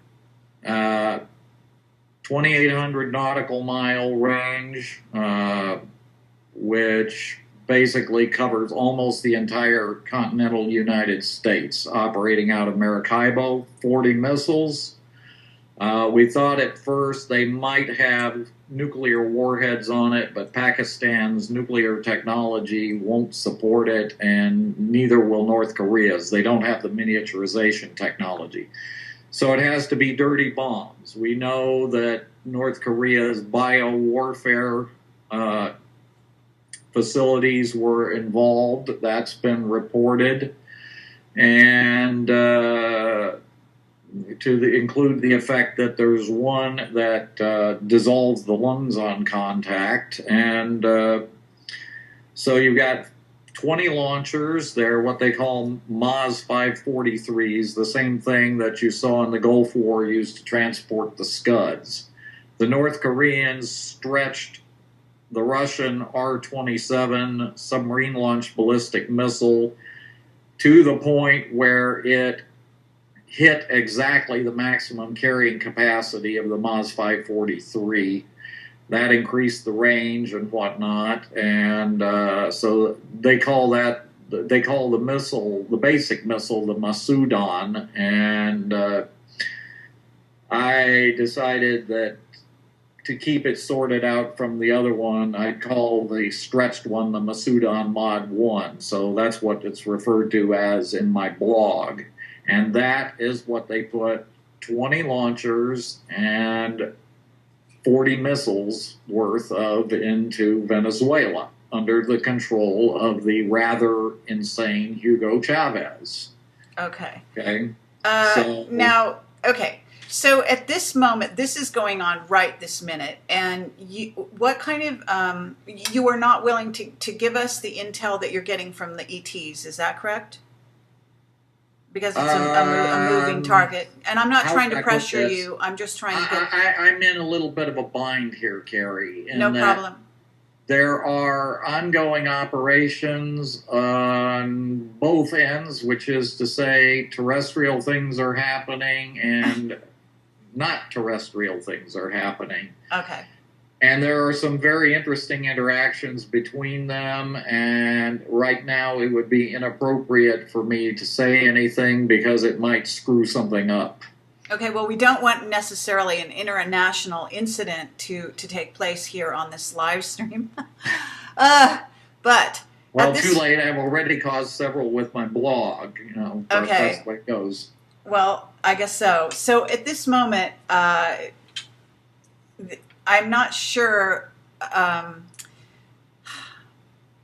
Well, there are a lot of ways we could drill down into that incident. Obviously, I don't know if any of it's going to hit the news. All right. So I'm just going to move on for now, and then maybe we'll come back to it. I'd like to get to the SEAL Team 6 incident, if we can. Certainly. The information that I was given is obviously sourced out of very knowledgeable people who have intimate details of the mission at their disposal. That is how, for example, the Ghost Hawk entered into it. That is how I got the information on what the mission was originally, how the mission was originally to be structured, with air cover in case the Pakistani Air Force, quote unquote, got frisky and whatnot. And when Obama ordered the coverage removed, the Navy on its own hook decided to put up a EA-6B Prowler and jam the living daylights out of the Pakistani Air Defense Network to protect the mission. There was to have been a couple of what they call Ghost Hawk helicopters, which are super quiet acoustically. They were not viable absent top covers, so they were removed from the mission. So Obama badly damaged the mission by forcing the removal of several key components in the original plan. The Stealth Hawks, which are radar absorbent material coated Black Hawk helicopters, and extremely rare, were brought in from Area 51, where they are normally based. They were flown by specially trained pilots. And okay, tell me a little bit about what you know about SEAL Team 6, if anything, because I've read a little bit that you wrote on this topic, but did your intelligence sources give you information about the team itself? They did. SEAL Team 6 is referred to as the Jedis because of the standard of training. Every SEAL team in the Navy has a training budget specifically for ammunition which exceeds that of the entire Marine Corps. And SEAL Team 6 is the best trained of all the SEAL teams. It is referred to as the Jedis. And Red Team of SEAL Team 6 was involved in the operation, and it was Red Team that was killed when the helicopter was shot down subsequently. Okay, and is it your understanding that those individuals were actually taken out because they might have talked? I believe that to be the case. They definitely knew things. Okay, and you know this because, one, you're an intuitive. Two, because you have been given that information from the ET sources. Or three, because you've been given that information from your ground sources. The last. The ground sources. Last. Excellent intelligence contacts. Okay, but they do say that Osama bin Laden was there and taken out. Yes, they do. Okay, yes, they do. Okay. He was identified by his youngest wife, a 29-year-old Yemeni woman whose name I gave in the article. Right. They took DNA samples and whatnot, and they photographed him and they measured him and things like that. He's exceptionally tall for an Arab. And they looked at the evidence. They also brought out a lot of material in terms of computer hard drives and video and things of that sort as well. I can tell you that he was taken to the Carl Vinson. I can tell you that his body was gone over very carefully. I can tell you that they used super advanced, rapid genetic testing equipment. That's how the government was able to do what brought so much condemnation on it, which was produce DNA results in 2 hours. The normal methods, the fastest one can do is a day, but typically 2, and more commonly a week. Okay. They What were about? actually able to do, according to my sources, multiple tests within an hour or so, and then the rest of it was reporting back through the chain of command to Washington. So they didn't even take 2 hours in total to run multiple tests of him against bin Laden family members and things of that sort. Okay. And are you familiar with Peter Beater? I'm becoming increasingly more so with each passing day, I would say. Okay, then are As a you aware of result the idea of doubles? pardon? Oh, I do. I do.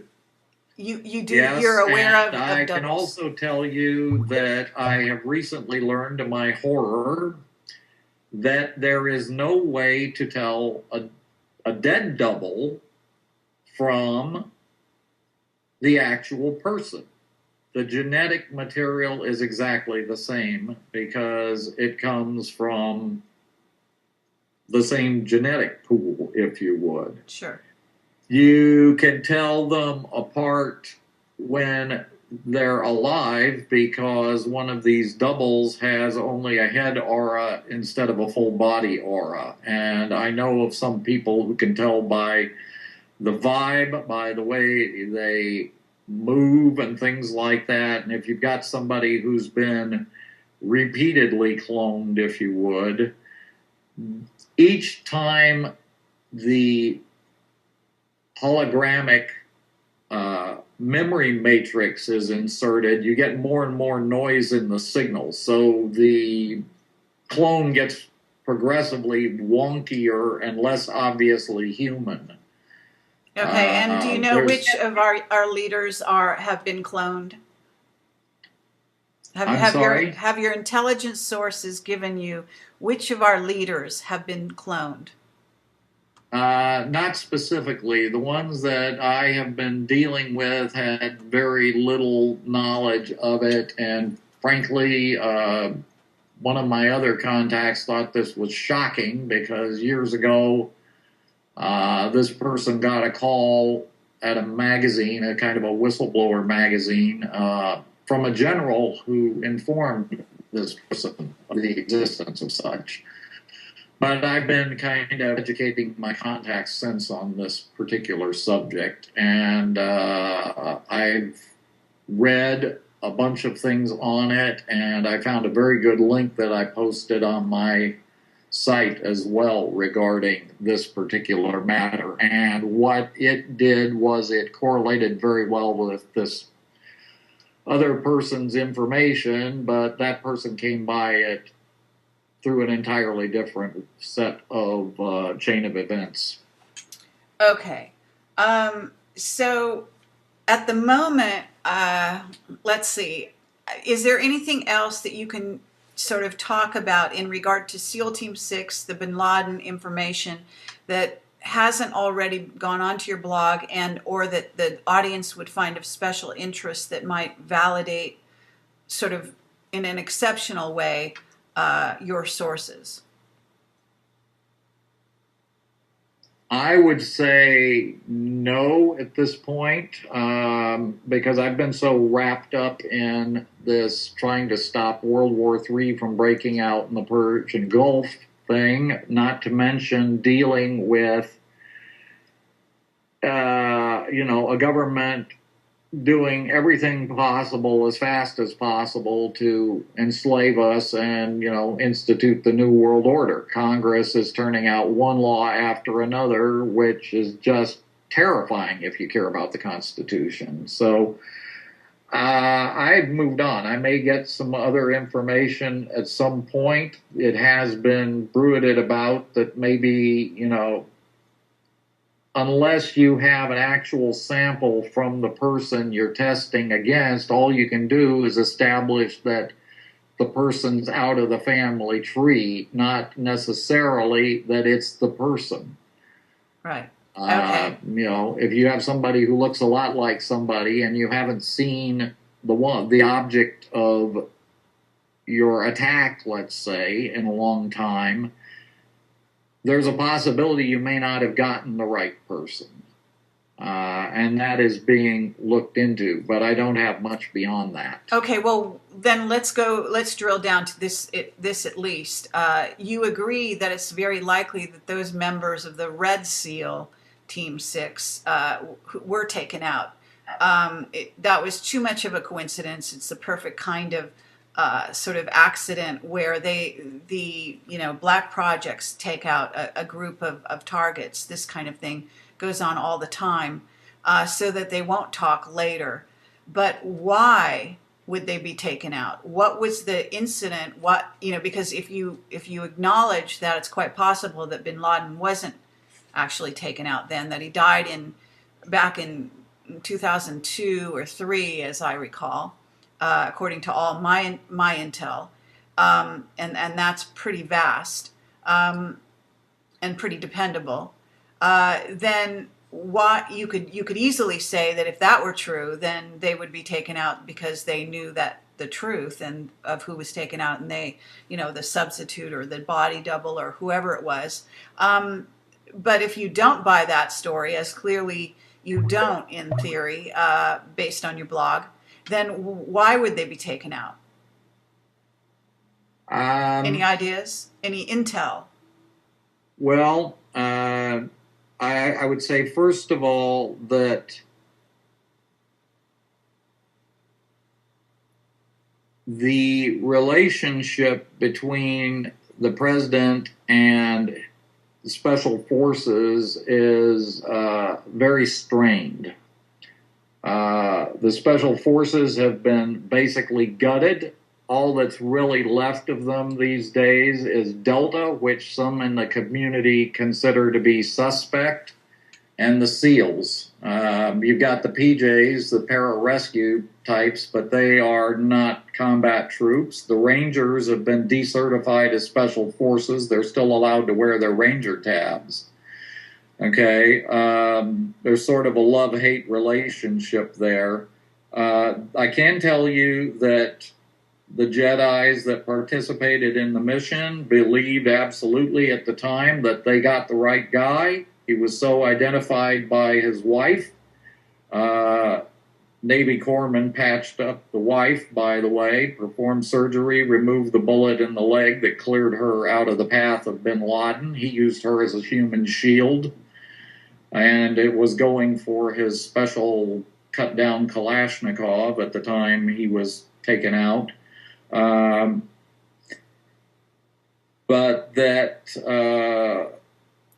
again, why would these?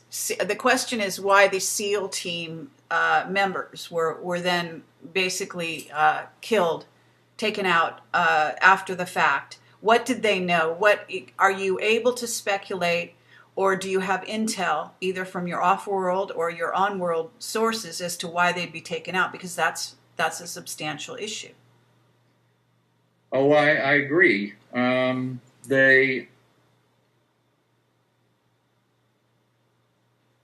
I think it could be fairly argued that that mission was based on the presidential intervention designed to fail, and that one of the purposes that seems reasonable to me is that the SEALs could start talking about what the plan was versus what actually happened. In other words, they were in a position to make the president look bad. He gets covered with glory because bin Laden is dead, but if it comes out that the president practically gutted the mission right at the starting gate, then, he doesn't get the brownie points for doing that. But actually, that did come out.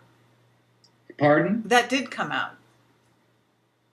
Well, initially it didn't.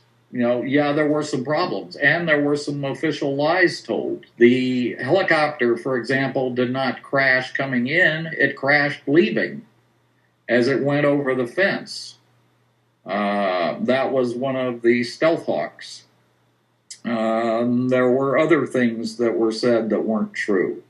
So the SEALs don't like to be used for political purposes. That's not what they're about. They're in there to get a job done, do it quietly. They were compromised by Joseph Biden.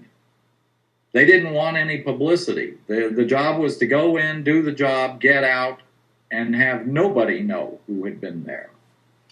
It was thought originally that it would be blamed on Delta, but then Joe Biden ran his mouth. So their operational security was compromised. Their mission was compromised after it was planned, when the forces were en route. In fact, they were already in theater in Afghanistan.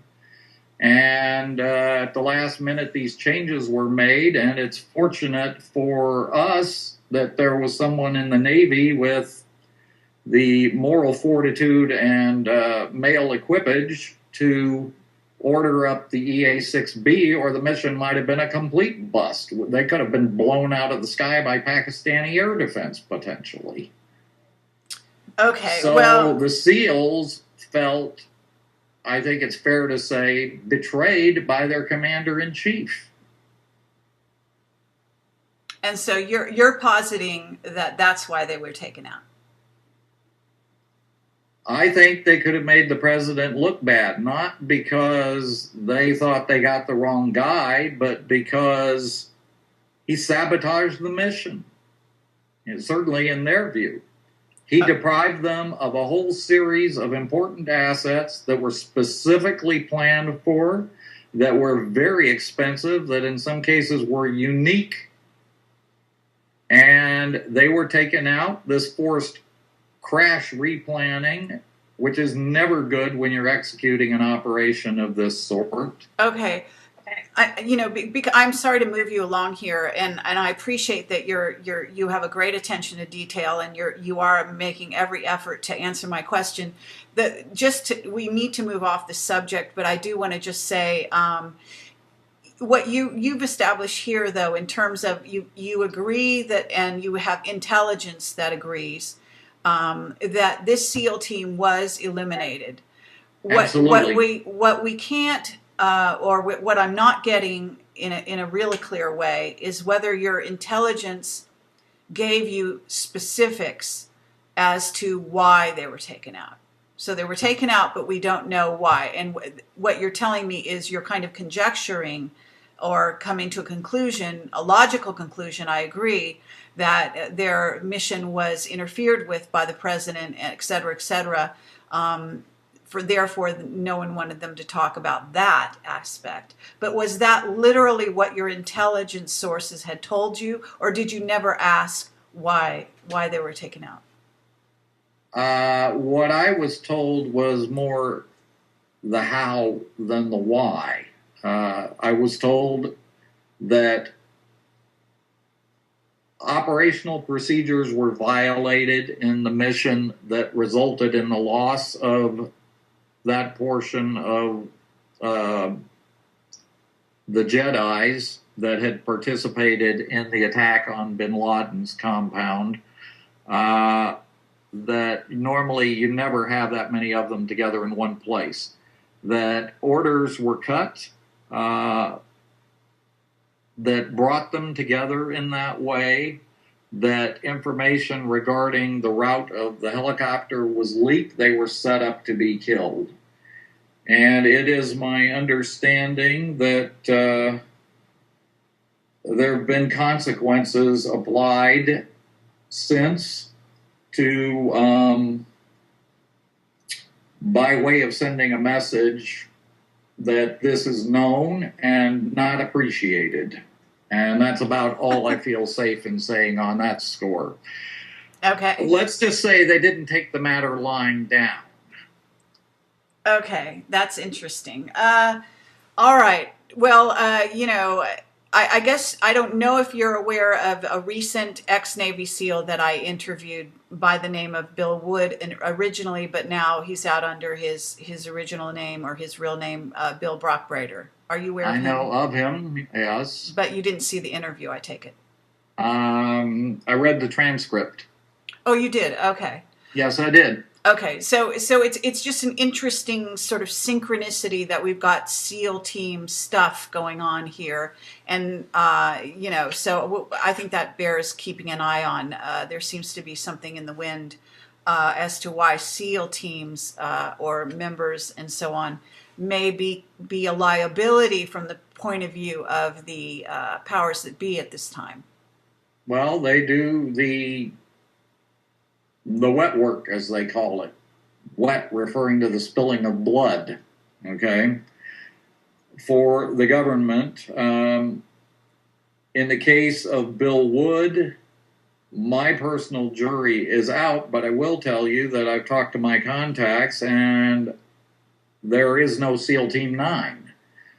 There is no evidence of the special tomahawks that are described, and there's no evidence of such operations that have been conducted. And I will say that my contacts have fabulous information coming out of the SEAL community.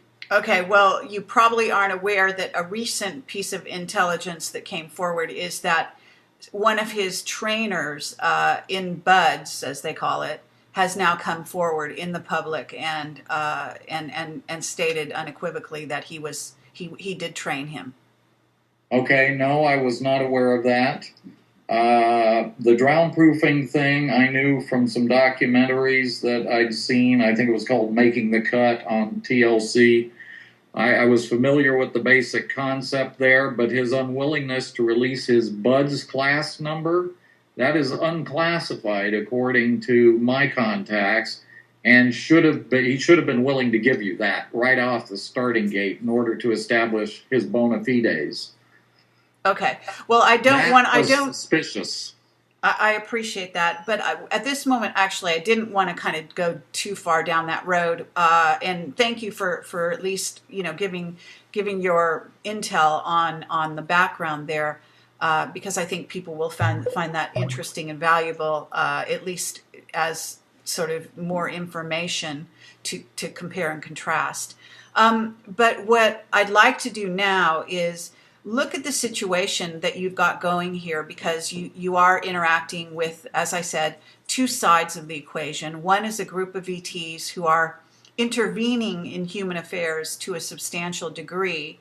And the other is our sources that appear to be vetted much in the way that we vet our sources. In other words, you triangulate, you get individuals from 3 different angles that come together with the same information, and then you begin to believe that actually has legs, so to speak. And that's a very solid way of vetting information.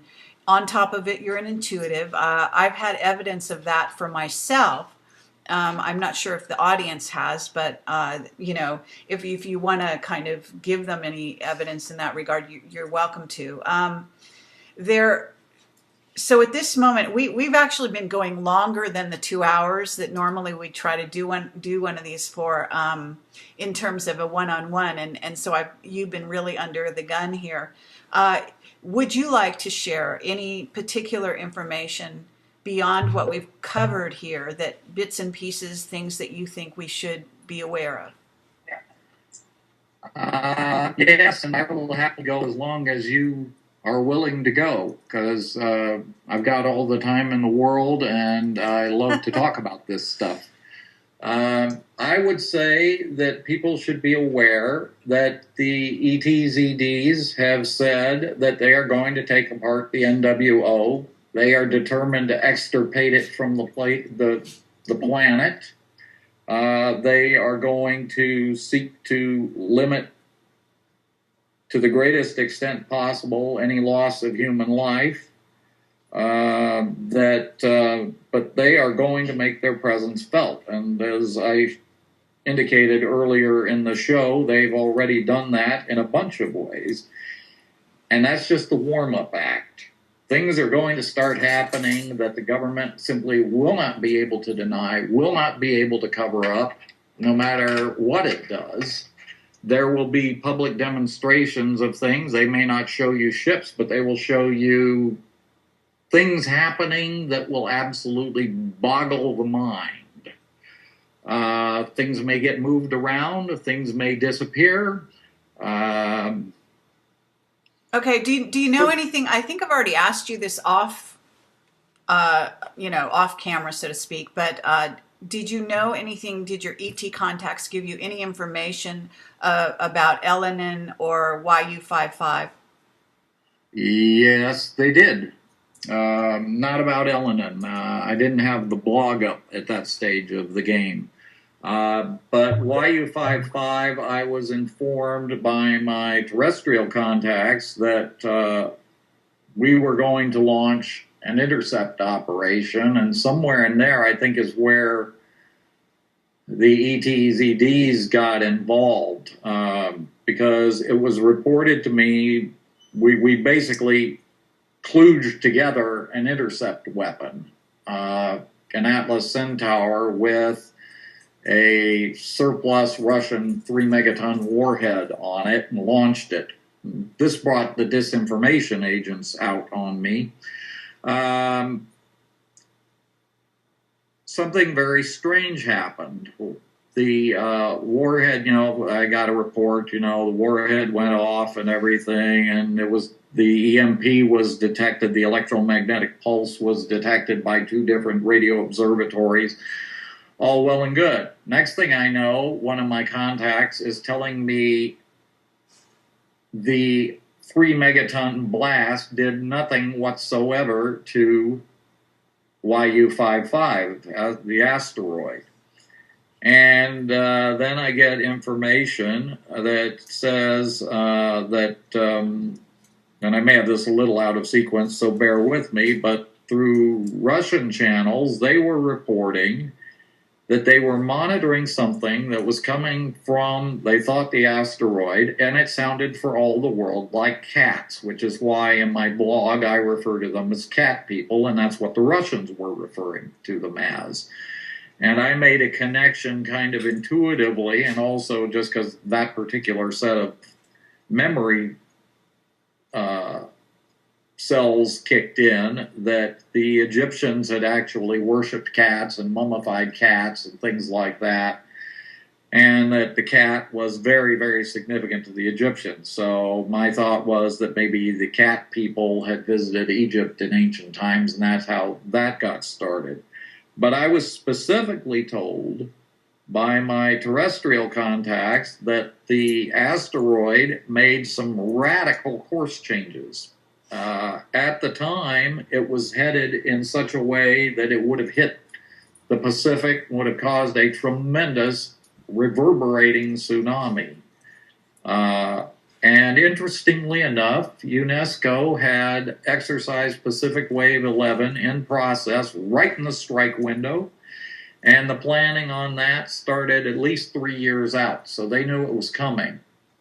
But what the ETs told me is that they had intervened in the way they did to protect not just Earth and the people of Earth, but to protect the innocent beings on YU55, which I was given to understand had an outpost. They were going to surveil the Earth on this flyby, what's called a slingshot in the aerospace trade, where you come by a planet, you use the gravity, you whip back around the other side. But the asteroid's flight path had gotten perturbed. Some have argued it was something called a Crewlian ship. I don't know. Neither did my ETED contacts. All they knew was it got somehow thrown off course. They intervened, and what they did was they put a force field around the blast. They contained the explosive force of 3 million tons of TNT, and they took the asteroid up to a higher orbit and speeded it up dramatically so it won't endanger the Earth anymore. Okay. So at this moment, I guess, let's see, we're kind of wrapping this part up, and we were talking about sort of things that you wanted to tell people, as that we hadn't covered per se. And I appreciate you answering that question in that context. But at this moment, in terms of 2012, why don't we just, and then I will go to ask to see what the people that are writing questions madly in the chat. I don't know if you are able to watch on live stream. There's a chat, so people have been asking questions nonstop, and so it's quite interesting. What people are saying, and they're covering a huge wide spectrum. But I know that they're going to want to know, is because you are in contact with these off-planet source groups, and then you also have some very high-level on-planet individuals.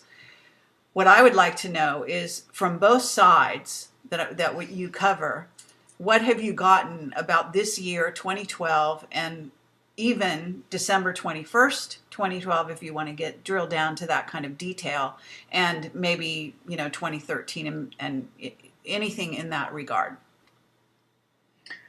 I haven't had any major discussions with either set of informants, if you would, specific to 2012.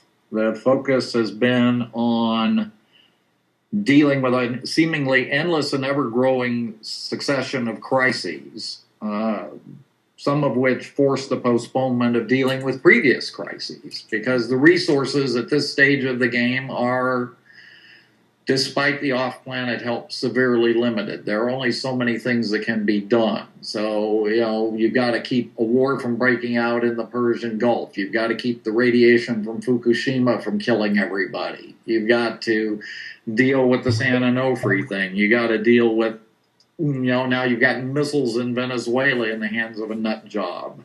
You've got people trying to create wars. You've also got the super volcano issue, right? Yeah, you've got, and my understanding is that there's a force field around the Earth that is deliberately being used to prevent major destructive events from occurring, which feeds right back into people like us, because it means we're forced to live with constant strain and pain because the planet does not get any substantive relief. Okay? You don't get a big volcanic eruption that takes the pressure down, or you don't get a quake that lifts the weight of the world off your shoulders, both figuratively and literally to some degree. Okay, good point. The magnetic pole is moving at a much, much faster rate than the government's willing to admit. But if you don't think the magnetic pole is moving, do a little research on airport runway renumbering. The numbers on the airport runway are specific to the location of the magnetic pole. And it's moving at something like 40 miles a year, I believe, now. It's galloping, okay? So things are changing. The Earth has lost so much ice from the polar caps that it is actually reshaping from what they call a prolate spheroid, which is to say, if you had a ball and you mashed it down from the top and bottom, it would bulge out at the middle, to more closely resembling a regular spheroid, to more nearly resembling a ball, because the weight of the polar caps has been taken off and it's reshaping itself, which probably has some interesting implications for map makers and things. The amount of seismic activity has more than doubled in the last 10 years. We're seeing incredible natural disasters, but we're also seeing a lot of stuff that's engineered through technologies like HAARP and things of that nature. And by the way, the word has been passed, and they have the means to enforce this, that any time a HAARP fires to do, evil, and there are good things you can do with HAARP. You can prevent a quake from flattening a major city. They are going to remove the HAARP. It will be a smoking hole in the ground. They're deadly serious about this. Wait. What do you mean they're going to remove the HAARP? They're going to destroy it utterly. That installation will cease to be. And they have the weaponry to do it. And there are a Okay, lot more home installations on this planet than people know. I was just going to say that you're aware that there's more than one, right? Russia's got something like 20 alone. Okay. So, all right. Okay, that's interesting.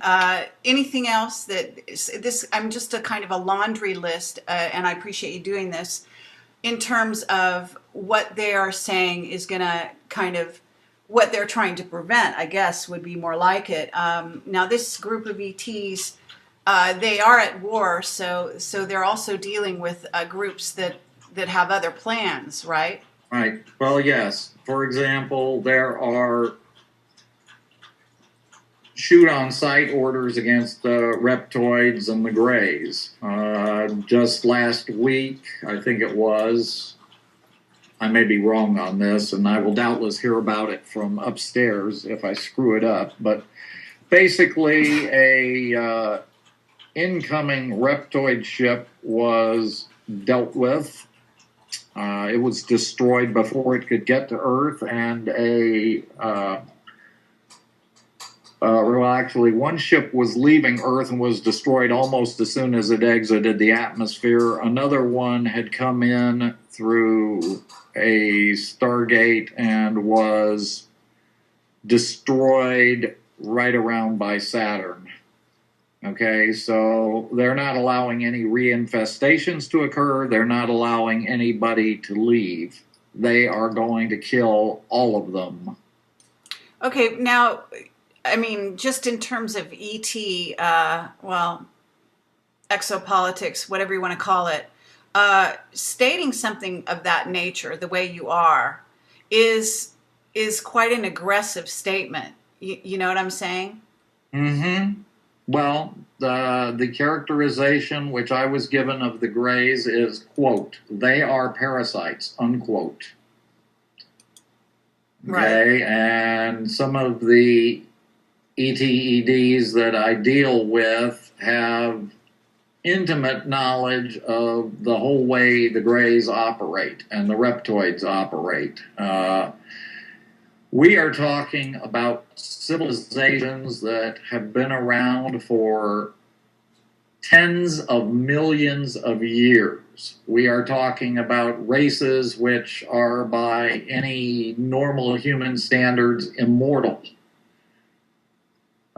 We are talking about technologies that make even the most advanced things in our black programs look like tinker toys by comparison. I understand. Way beyond one comparison somebody made where, you know, they said the difference between us and the UFO technology is like trying to ask a caveman to figure out and build an SR-71. We're talking levels many powers of 10 above that in terms of things. And I've indicated in the last post that I made on my blog that Israel is facing being deindustrialized in about a second if it doesn't behave.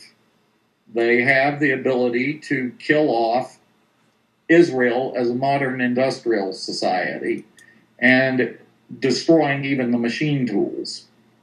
Okay, but are you and the groups you're in sort of communication with aware of the ETs that are backing Israel? Because there is a very strong group backing Israel. I haven't heard of one so far. Okay. I do know of two that are backing China. Okay. Do you want to I just found out about. One is definitely identified. The other one, the problem's being worked. And there are very real concerns about technology transfer to China from those groups. Yes, that coincides with intel I've gotten. Were you told anything about the specific groups? I mean, I was told the name of one race and I was told that they lived with the Chinese, not in underground bases or anything like that, that they've been there for some time. I'm aware that Russia has a connection of long-standing with a specific group. Can you be more specific? In other words, what is the group that China is dealing with? Because, I have also been told that China has got two groups they're dealing with, but one in particular that's supposed, the way they were termed was newcomers. I have not heard that term. I can say that with all honesty and candor. Until right now, I have not heard that term ever used. Okay. If you give me a moment, I will check upstairs and see what I can say about the China situation. Okay, well, we can definitely give you a moment. And in the meanwhile, I will go and see. I don't think, I really don't have anyone to help me collect these questions that are going by me rapidly in the chat.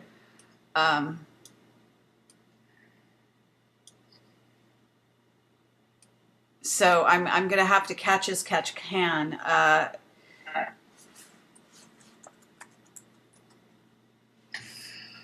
Okay, I have been given clearance to tell you this. The primary group that the Chinese are working with are referred to as the elder race.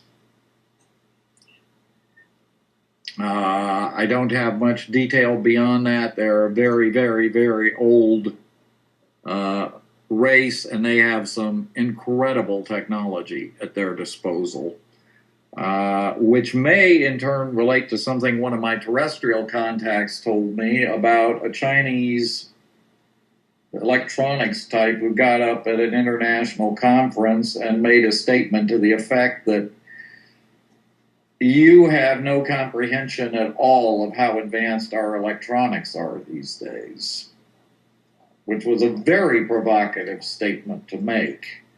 And now, operating from an intuitive perspective and also from a deductive perspective, I kind of understand where that's coming from. You know, they've gotten our electronic manufacturing know-how because we've shipped our factories over there as part of NWO policies. They've robbed us blind on the espionage front, and Israel has robbed us blind and sold the tape to China. Sure. Okay, but I think that the real leverage here is the off-planet, or more like de facto on-planet connection the Chinese have. I will give you an example of technology even much younger races have. They have the ability to put up an energy field which can block all reconnaissance satellite operations. You can hide an entire city using this technology. Okay, and what about Planet X, Nibiru, incoming planets in our solar system currently? No discussions have been made on that because we've been in full-blown dealing with crisis problems. Okay. That has been the focus. The forces that I'm dealing with are here to crush the NWO. I hear you, but the NWO is also very activated and put forward by China. So by default, that means that they may be at war with these particular groups that China is working with. They may be. We haven't had any discussions on that. Okay. And what about a so-called, there's a couple things, a Chinese and, let's see, robotic android invasion scenario that our military has been, at least in black projects, working to plan for? Okay, I need some clarification here, Carrie. Are you saying we're trying to set it up, or we're trying to prepare to defend against it? Well, okay. Are you in your contacts aware of the building of a robotic race of, in essence, very human-like, almost androids, whatever you want to call them, of military troops that are built by both us underground and standing by in readiness for a future war with China, and China doing the same thing?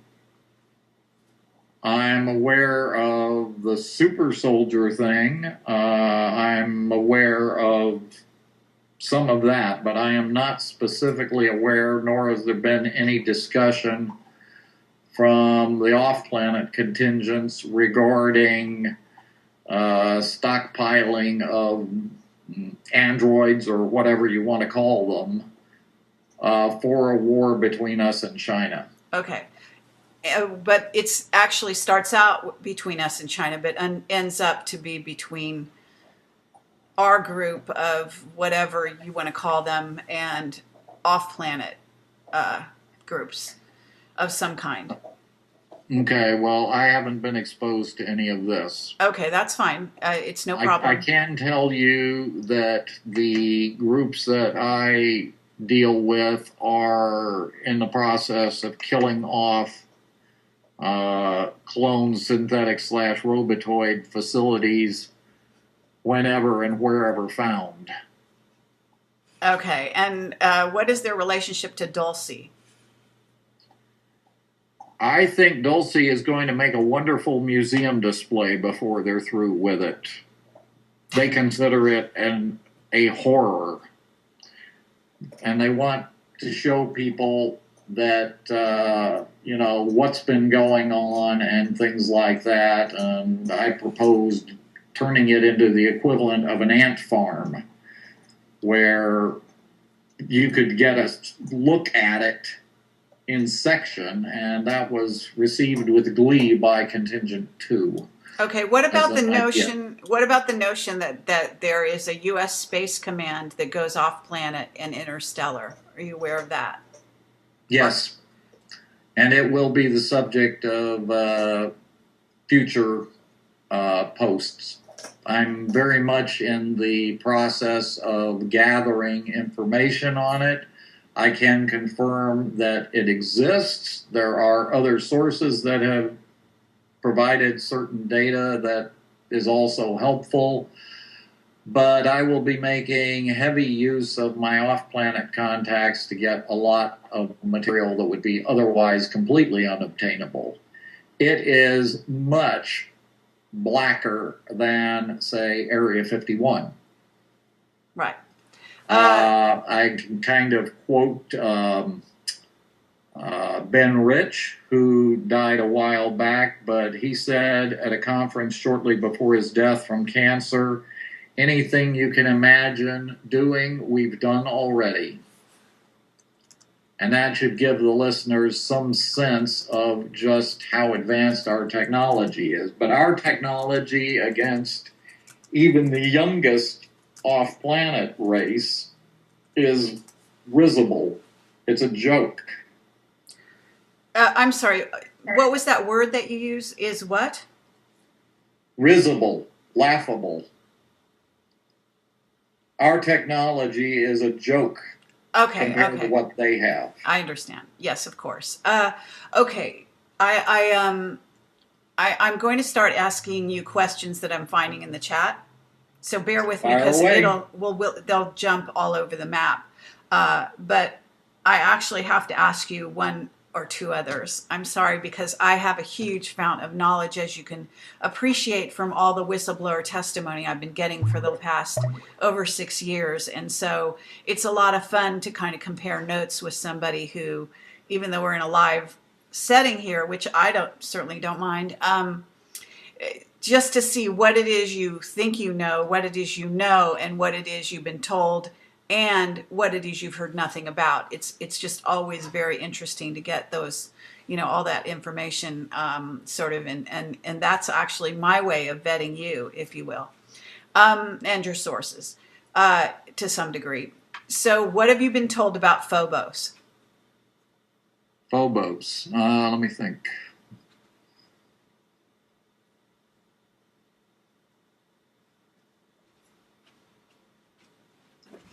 It's been mentioned to me, but I don't remember the details. I know that there was a Russian probe that went to Phobos. There was a shadow seen, and the probe disappeared. That was many years ago. I saw that on Hoagland. It came up a while back, but I honestly don't remember the details. Okay. What have you been told about the Anunnaki? Hasn't been specifically discussed at all. Okay. Again, as my focus has been on,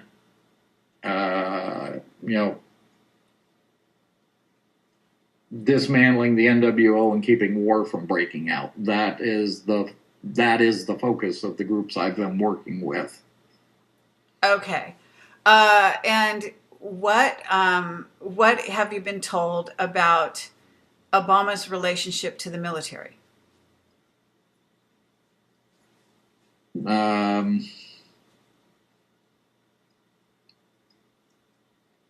He doesn't seem to like the American military, but I haven't had any real discussions about it. Okay. What have you been told, if anything, about the economic situation in the U.S. and the world, for that matter? The only thing I can tell you about the economic situation, and this is coming from the off-planet side, is that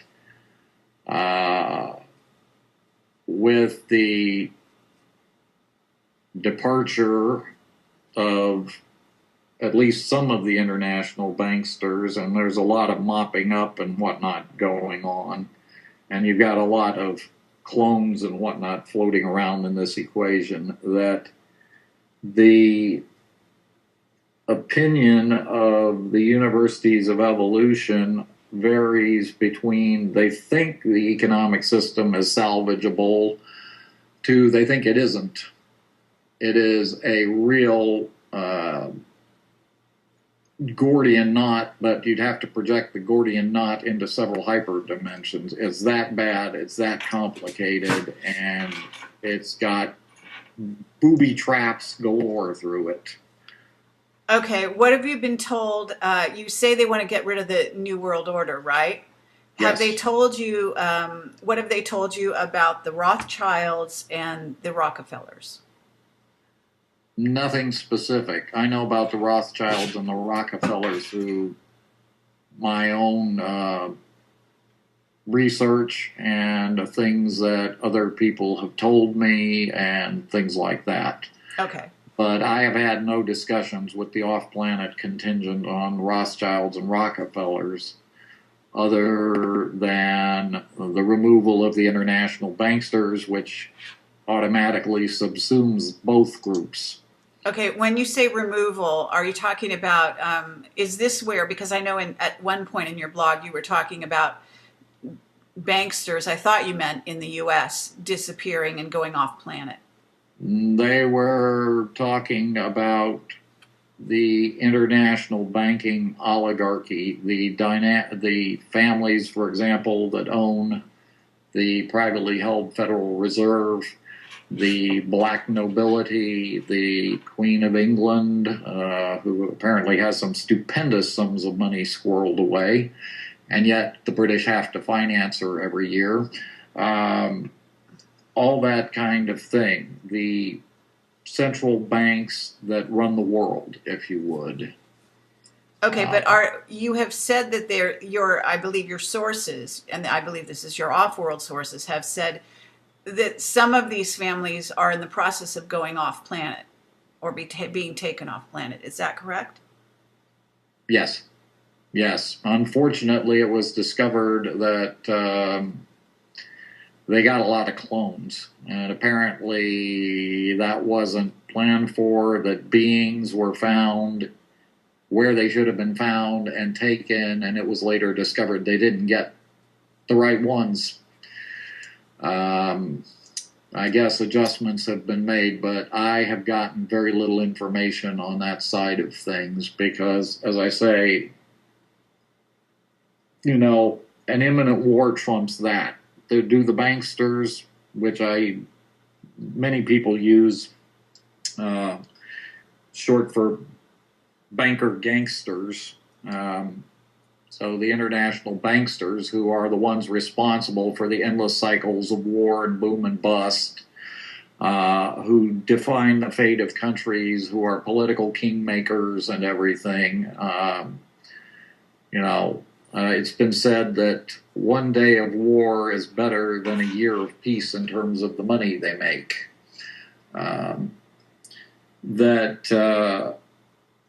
While dealing with that is important, stopping that war from breaking out in the Persian Gulf is absolutely vital, because in very short order you could find yourself in World War III, and the ETs are absolutely determined to prevent it.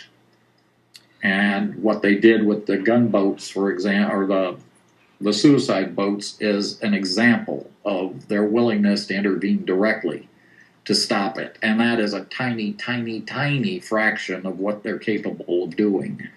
Okay, well, if they are who they say they are, we do understand that. Have they told you anything about the Bush family and its hold over the U.S.?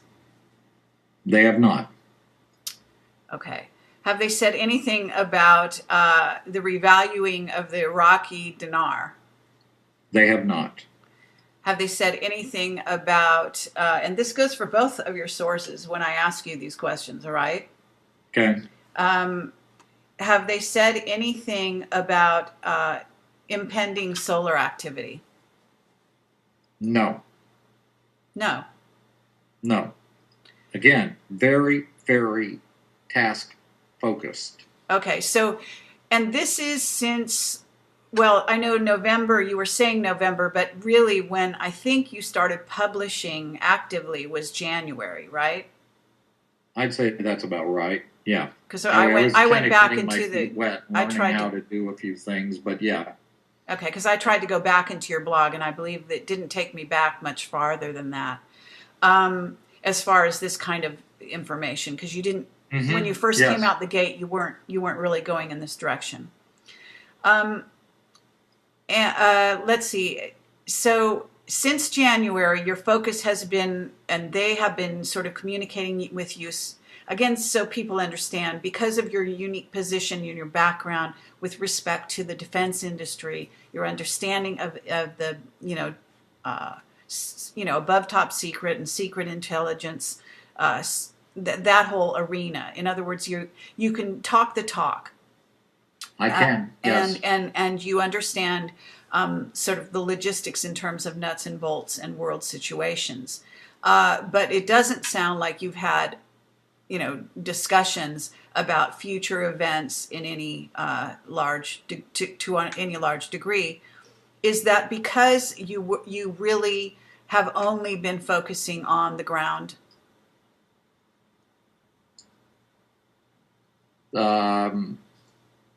Yeah, as I say, the two primary things I indicated are what they're all about, and it has been repeatedly made clear to me that that is, in fact, the case. There are other races. There's a race of scientists, for example, that I know of but have no communication with, that may be involved with that. And there are other groups doing other things. Wait. A race, did you say a race of scientists?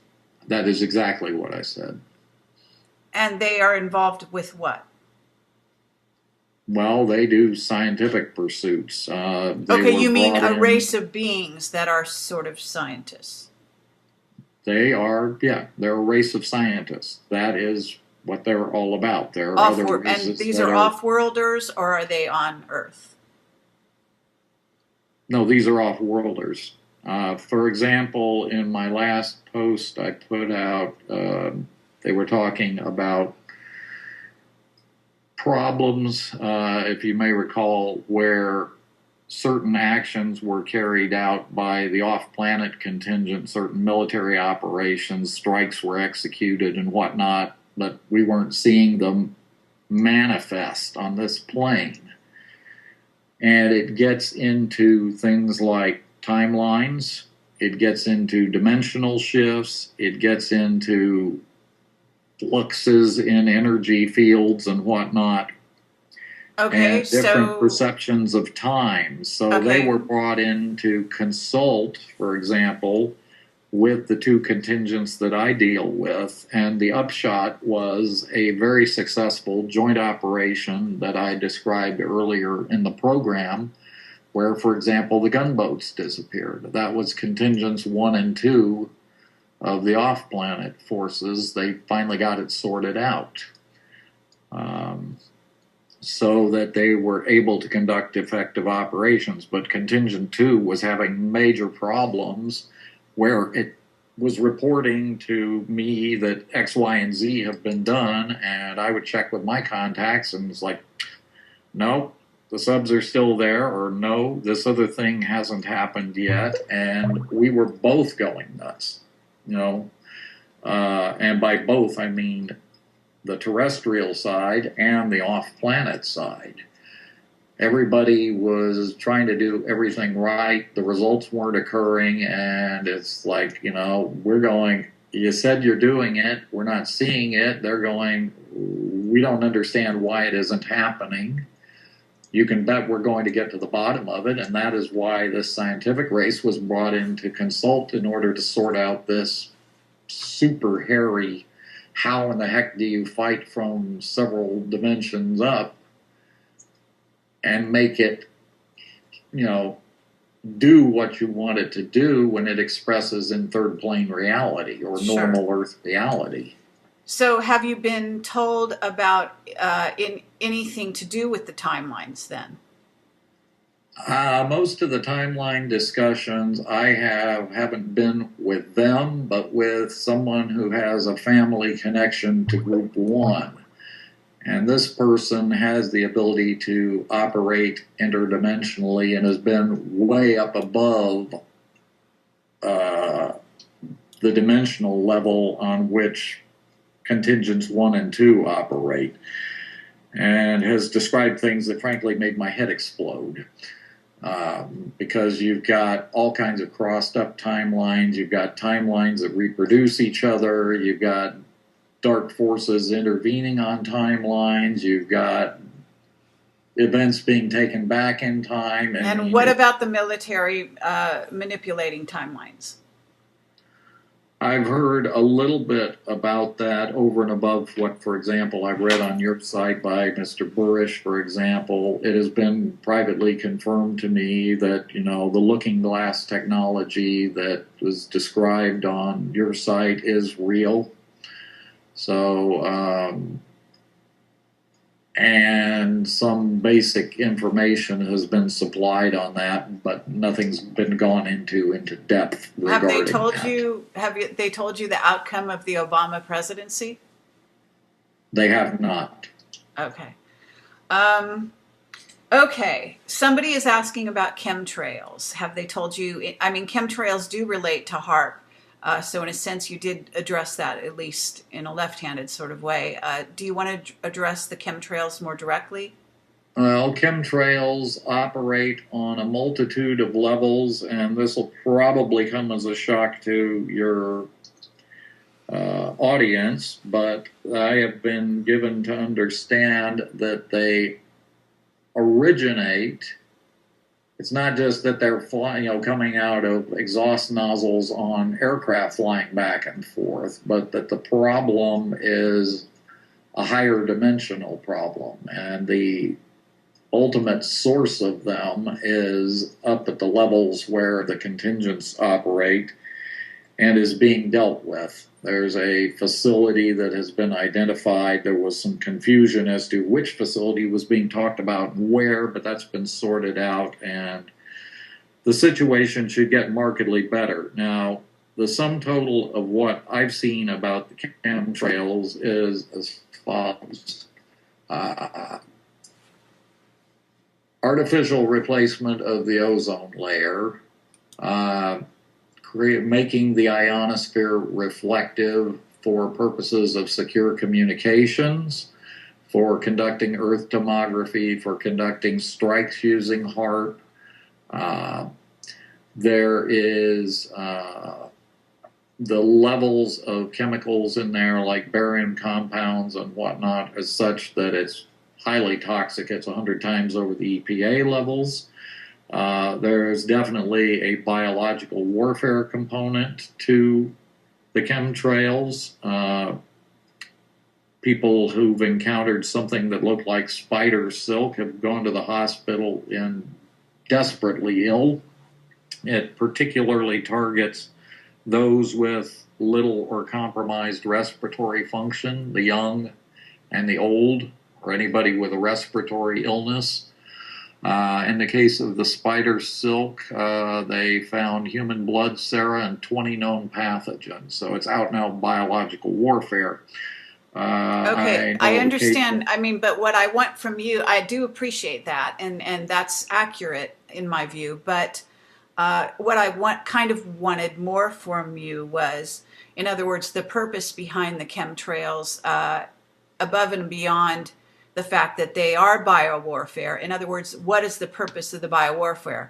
Now, if you're going to tell me population elimination, that's obvious, but I am actually looking to find out if you know something more than that, something beyond. Oh, I think I know where you're going with this. You're talking about Morgellons disease. Well, that's only just one more thing, but what is the Okay, purpose? and What I've is the talked purpose? to somebody who's met somebody who had that, and it was described to me as feeling like pins were being pushed up through your skin from underneath as these metal fibers come out. I've been told by somebody with the higher dimensional connections that the net effect of the chemtrails is intended to kind of Borgify us, for want of a better description, to turn us into biological robots. And I don't know exactly how that works, but it has been confirmed to me by Contingent 2 that nanite technology is involved. Okay. Are you aware, let's say, what about the idea of turning the atmosphere into using, well, this gets into the nuclear accidents, Fukushima. Basically, the atmosphere of Earth is being changed purposefully by the New World Order to become more adaptable for the reptilians and the grays. And that means more methane, more nuclear radiation, et cetera, et cetera. Are you aware of that aspect of it?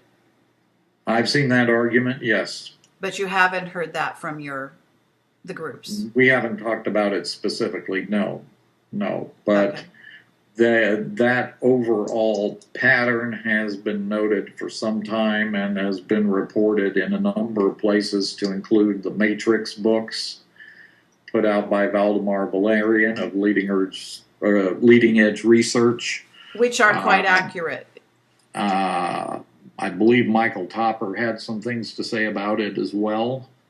And he seems to be very well plugged in, and I'll give you an idea of how well plugged in he is. He said in, I believe, I can't remember quite the name of the book that he put out, but he indicated that not from here technology was used in getting us to the moon, and the sensitivity of that technology is still so high that even my sources won't talk about it. Okay, so that's how plugged in Michael Topper is, assuming he's still around. I don't know if he is or isn't. I saw him many, many years ago. But I have read things that indicated that the environment was being deliberately altered to make it favorable to the groups you just named. Okay. Well, it makes logical sense, especially, well, okay. So at this moment, I am actually going to see if there's anything else in the chats. So if you have questions you haven't seen answered, please repeat them. Do you know anything about the nuke that was shot at the moon a while back? Have your groups, were they I know that it sounds like your contact really started in around November, so you really weren't in contact prior to that, right? I wouldn't. I mean, I had that one experience quite some time ago. This Oh, was, I guess, a couple of years ago, the one where I sat in on the channeling.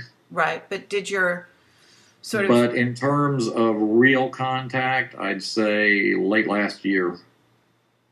okay? So I don't. Yeah, but I think that might encompass the time when they shot the nuke on at the I am moon. not aware of any nuclear missile being launched at the moon. I am aware that an effort was made, and I wrote about it in Atlantis Rising, about nuking Jupiter with the idea of creating a second sun from it.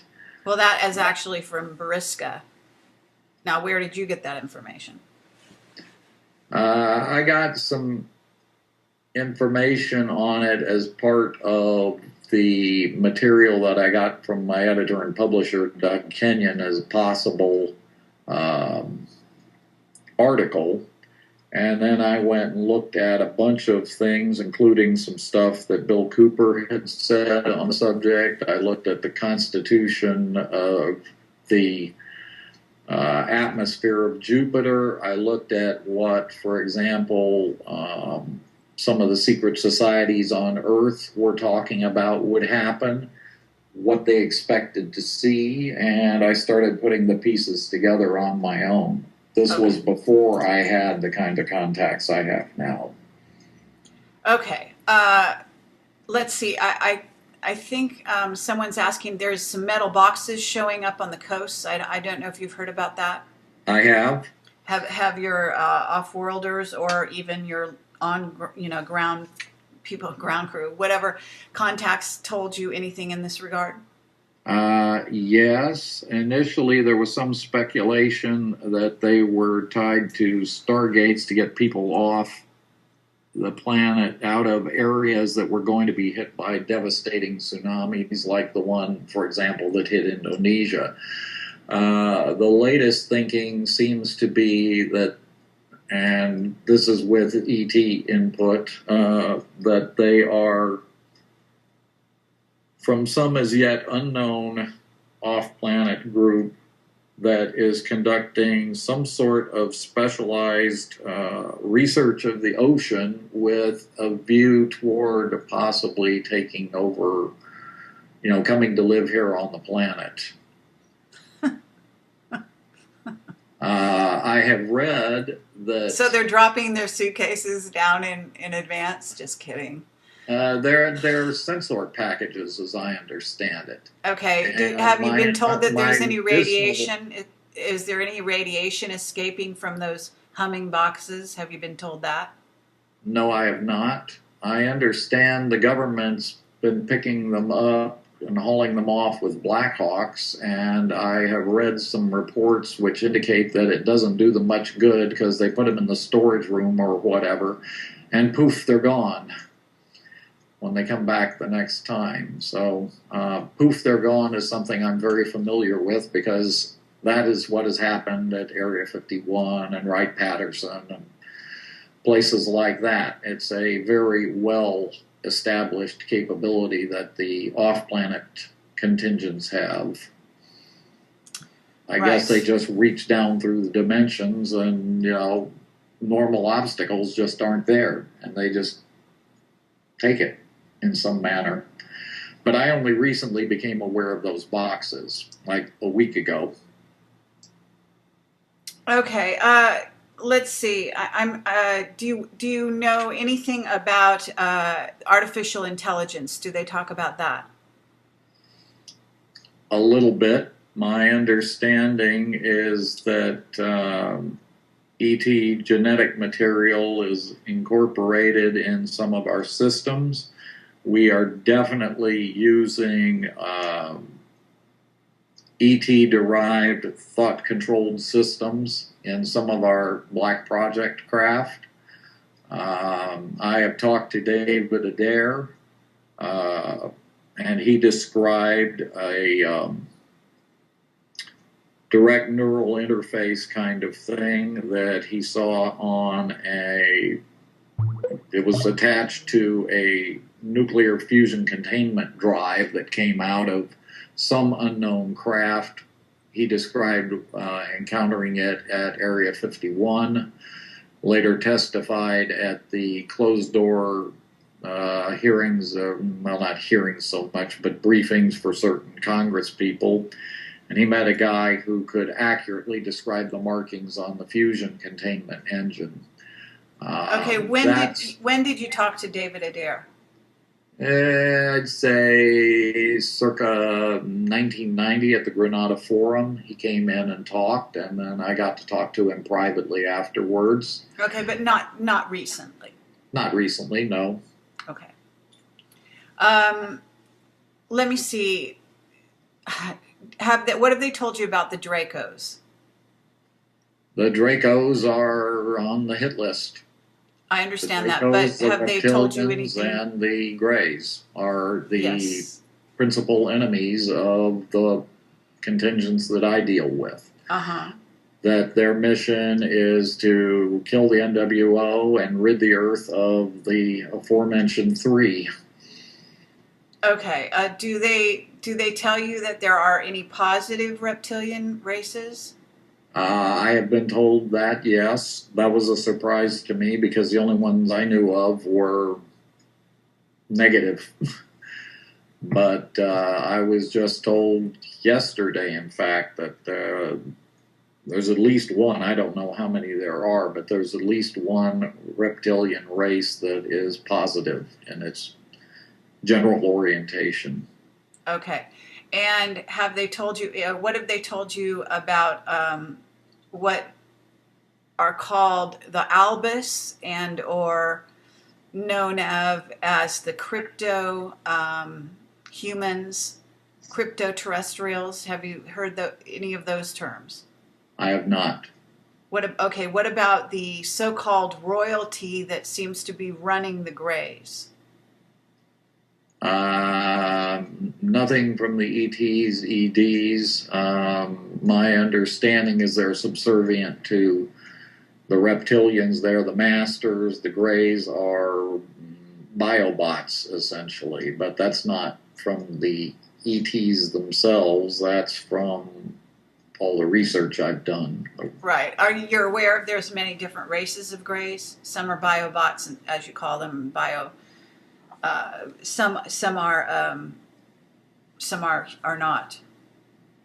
Well, I've also looked at some of the Serpo stuff, and while there's some good information there, there's also distortions in the information. The force that was sent was much larger, for example.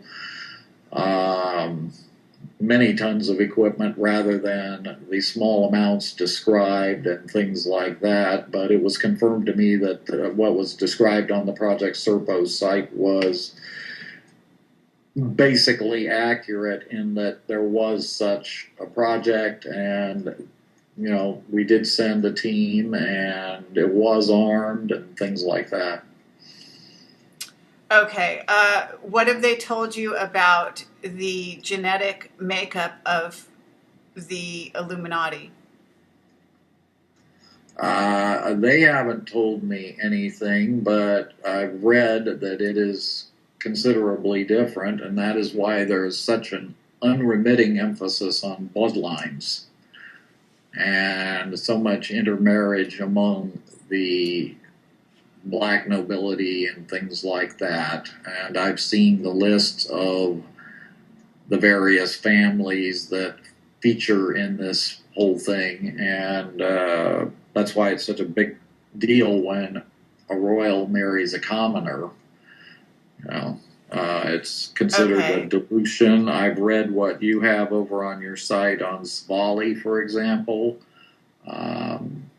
Okay, but what I'm actually more interested, just because we have been going way too long here, and so I'm kind of gonna have to wrap this up. But I'm more interested in whether you have been told anything specific, because you are saying they have that the ETs you're in touch with want to get rid of the New World Order, and Mm-hmm. it's these families that we're talking about who are the specific purveyors of the New World Order, and so knowing the genetic makeup of who they are, and also wanting to get rid of the Greys, reptilians, etc., you Mm-hmm. see how there might be a through line, a connection. Okay, well, And what are they going to do with these Illuminati? Have they told you? No, they've not. Have they been making deals with them, or vice Not versa? that I'm aware of. Okay. Because you did say that they gave some warnings to the Israelis, so they are giving warnings. Well, the basic rule, as I understand it, is evolve or die. Okay, and that is the choice that's given to every being coming off the planet.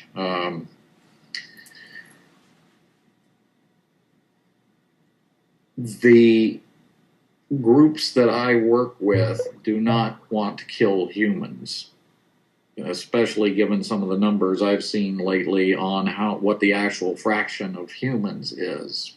And that number is about 40%, which was frankly hair-raising. Okay, they don't want to kill humans. They will if they have to, okay?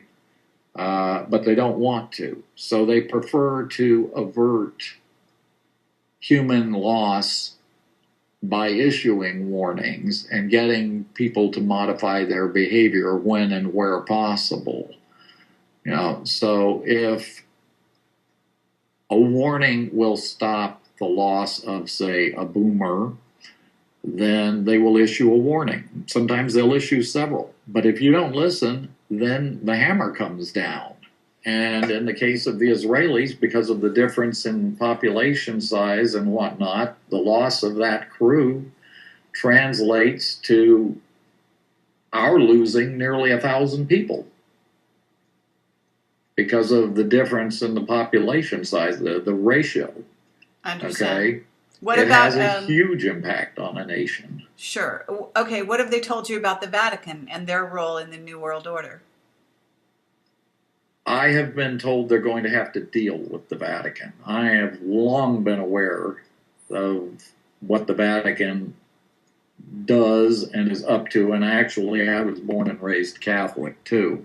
But I'm well aware that the Vatican's under the control of the Illuminati. There's even been a postage stamp put out that shows that with the all-seeing eye. So the Vatican is very definitely part of the problem.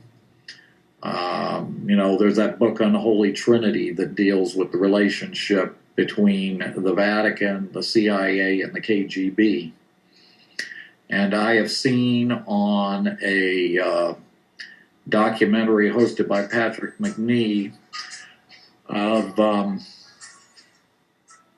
angels and demons, where they got some correspondence from Gorbachev out of Gorbachev's office after the Soviet Union fell, where the typed periods at the end of the sentences were each miniature all-seeing eyes. They just looked like periods. And it was Illuminati-type correspondence. Okay. What about CERN? Have they talked about CERN? They have not. Interesting. Okay.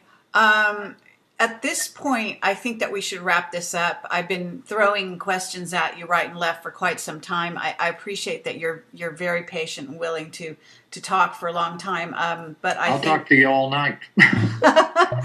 But I think that if you'd like to do that, I think what we need to do is schedule another one of these. And now that people will have the background, perhaps we'll get even more people to come by and listen. Although I'm sure that we've had substantial numbers listening in here, not only of just so-called regular humans, but a lot of the the intel variety, let's say. Oh, I have no doubt. I am very, very widely read in the spook community. I understand. Okay, so I guess that's about it. So thank you so much. You're quite welcome. you've been very generous and you've been very patient, and I appreciate that you took all the time with each answer. It's clear that you're very focused, and that's valuable during an interview of this sort. So I really do appreciate that. People will understand that you and I have only spoken once. That normally when I do a Camelot interview, if I can, I spend more time with the person in advance before the interview, and also, it's a much longer process because of technology allowing me to do interviews now, long distance, as it were, and instantaneously. This sort of format, this live stream, and if you were able to get a camera between now and the next time I interview you, that would be really awesome, because I know people would love to watch your face when you're answering questions, etc., because this is all valuable information. We communicate Right. Yeah, sure. non-verbally. Yeah. And, 80% of the information is visual. So they're not getting to see how I react and what my face does and the micro Exactly. tells and all that stuff. And I understand that. Yes, And maybe absolutely. next time, we could talk about the book too. That would be wonderful. Yes, and the book has been pictured here in the background. It's quite fascinating. If you want to briefly just say what the book covers, you're welcome to do so, and then give your website, your bona fides, so to speak. Okay. And then The book is we'll wrap it called up. UFOs, Anti-Gravity, Vimanas, and Mystics. It's based on 2 articles I wrote in 2005 and 2006 for Atlantis Rising. One concerned the discovery that the Indians were data mining their ancient sacred texts for modern technology. They actually, using an ancient recipe, created radar absorbent material, or what we would call stealth material, as one small example. I would liken what they were doing to something of a Manhattan Project. That was the first article. The second article indicated they were doing much the same thing with fleeing Tibetan mystics and were harvesting techniques that had been closely guarded for, in some cases, millennia. The ability to operate in all kinds of weather. They have competitions where they sit in their loincloths and put a wet towel over their neck and raise their chi or their prana. The winner is the first one to dry his towel off.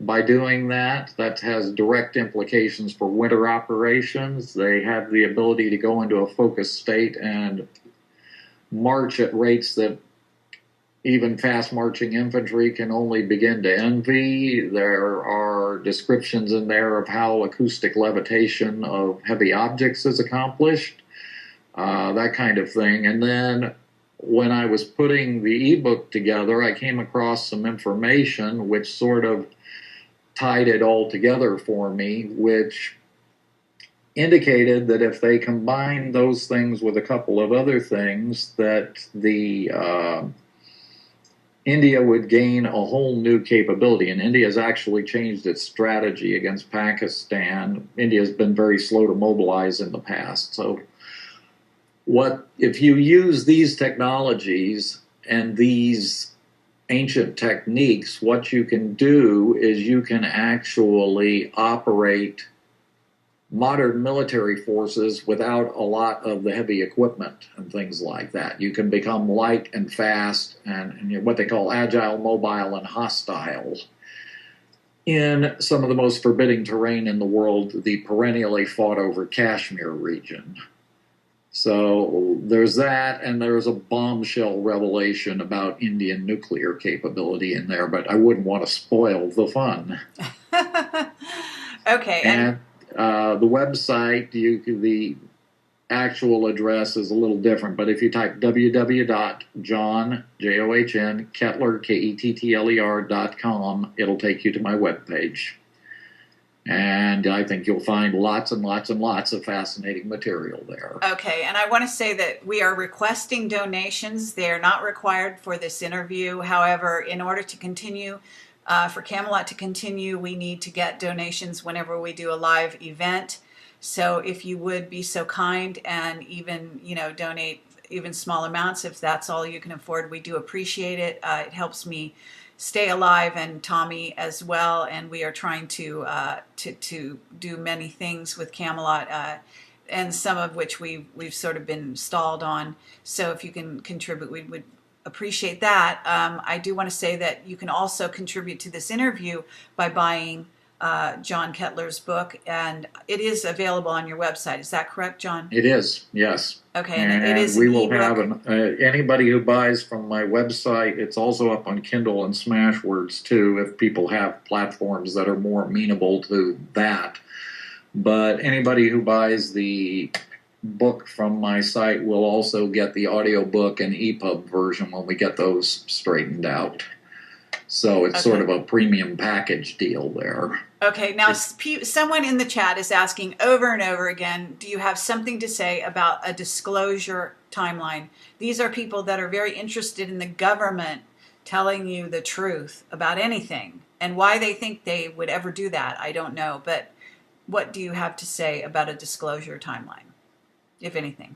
I haven't heard one. I do not believe, I mean, if there's a disclosure, the government will have to be dragged kicking and screaming by some particularly painful private part of its anatomy. But what's happening is the ETs, EDs are going to make their own disclosure. They're going to start making things happen that the government simply will not be able to explain away. The lawn dart thing is a good case in point, and they're talking about doing all kinds of provocative and amazing things, but you got to stop the wars in the meantime. So, but there are things planned that no amount of marsh gas or lens flares or anything else will be able to hide. The government simply won't be able to explain it away, and we live in an era where everybody's got instantaneous communication capability, and most people have full motion video capability. Twitter goes out instantly too. So that's what people can look forward to. The hammer's going to come down on NWO installations here and everywhere else, but there are going to be things staged specifically to show the public that there are forces at work that the government can't even begin to deal with. Okay. All right, John Kettler, we'll definitely do this again since you are so willing and able, and we will reconvene in the near future and get some updates from you. And I assume that people will stay tuned to your blog. And I will link whenever I see an article, if I can at all, just to bring people's attention to what may happen with this situation that we are in regard to, this kind of Cuban Missile Crisis, as it were, having to do with Venezuela. Right. Well, thank you very much, Carrie. It's been a pleasure. And like I say, if you had the time, I'd talk for the next 3 hours.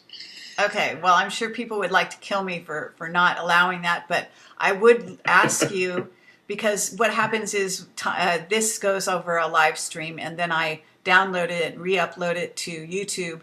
It's a process, and the longer it is, of course, the more difficult it is to do. Oh, I know. This is substantial in size already. We've been going over 3 hours.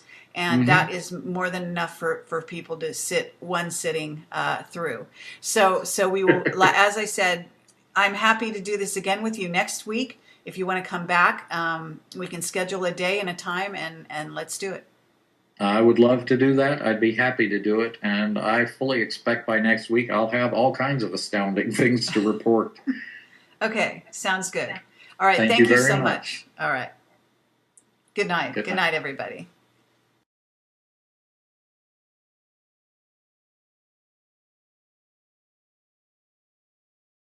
The country, but Salvador in any event. And there was a 7.3 in Sumatra in Indonesia. And right after those quakes came in, I felt as though the weight of the world had been lifted off me. Okay. So, I felt like myself again. And I have not truly felt like myself again since then. That was the last time quake activity cleared the burden of earth sensitivity. And there was probably 6-7 hours of respite, and then I began to feel the buildup for what ultimately expressed about 2 weeks later as the Nisqually 6.8, or to most people, the Seattle quake. Okay. So you have been experiencing, tell me again, oh, you live in Texas, right? I do, yes. Okay. So that's not a very, I don't know, that doesn't have a lot of faults in it going through it, right? That's true. It's relatively seismically quiet. Okay. And I think I'm better off in Texas than I was when I was living in California. One of the places I lived turned out to be at the junction of 5 faults. Okay. Which was where? In Northern California? Little city called Carson, right near Long Beach. Oh, really? Okay. Okay, so you were an earth sensitive, but you didn't find out until, well, relatively recently, in the sense that it was about 10 years ago or so, right? That's true. Okay. But there were other indications that something was going on long before then. I used to feel the buildup of forces, and if there was a mass trauma, I would feel that. So I'm also an empath. And one of the things that happened long before I knew I was an earth sensitive was there was a horrible morning train wreck in India, which killed 200 people. And what happened was that the morning commuter train ran smack into the rear end of a mail train that wasn't where it was supposed to be. The survivors were described as wandering around in a daze because most of them had been catnapping on the way in. And I found myself ejected from my bed and flung into the center of the room. That's about 6 feet. And I was wandering around in a daze too. That was a real eye-opener of an experience for me. And I tried throwing myself from my bed just to see if it could be done, and I couldn't do it. And that happened, adjusted for time zones, right when that train wreck occurred. Okay. Another thing that really was kind of a clue, and many years earlier, was I was totally wired during Desert Storm, and I thought it was just because I was watching all this Sturm und Drang, TV coverage around the clock with the Scud studs and all the hyped up music and stuff. But after the war ended, when the U.S. was going after Saddam Hussein's air defense sites day after day, I began to realize that the days we bombed the sites were the days I felt like I was getting sucked in the gut. And so that was kind of an indicator that something was going on there. And I started asking around and finally wound up contacting Dr. Richard Boylan, who said he didn't know anything about earth sensitivity or anything, but he hooked me up with 2 different people, one of whom goes by the handle Earthquake Mary, and the other one was a woman named Mary Maya. And they kind of took me under their wing and directed me to some sites, and I began to learn about earth sensitivity. And, most people have trouble accepting the notion that maybe the moon, full moon might be affecting behavior. So this is the kind of thing that gets you branded as nuts, as a general rule. I understand, but if you do the research, and I did and published it in an article in Atlantis Rising magazine, the research shows, for example, that incidence of violence in prisons triples at the time of the full moon. Anybody in the mental health or police fields will tell you that suicide rates go up, that the crime rates go up, all kinds of things start to happen, and some of the scientific thinking on it is it's to do with a tidal effect. Similarly, I had, 2001 was the solar, or was it 2000, was the solar maximum on the 11-year solar cycle. And the solar flares were just beating me to death. An M-class flare would put me flat on my back in bed for hours. I wrote to one person. You might notice that that's happening right now, right? Yes, but there's a difference. In between, back when this first happened, after a few iterations of it, I got in touch with a friend of mine who was a Shen practitioner, and she worked on me. Shen is one of many energy disciplines dedicated toward rebalancing the body's energy body. And she did what she could, and she referred me to another woman who practiced something called alpha biotics, which is another energy discipline. And between that and some supplements to rebuild just a flat adrenal system and some other things that were done, the woman succeeded in reducing my solar sensitivity to the point where I could actually semi-function during an X-class flare. And there were people who flat out told me I was going to die from an X-class flare, given the amount of reactivity my body had to that kind of solar activity. Never mind a mega, which is beyond X in terms of severity. Okay.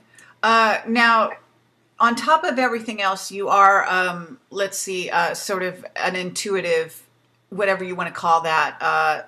Have you ever been trained in remote viewing?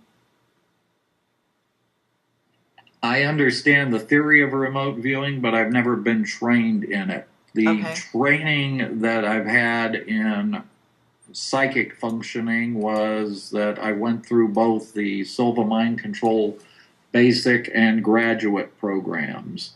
And that is a system that was developed to help a guy's daughter learn. But what it really is a program in applied psychic functioning.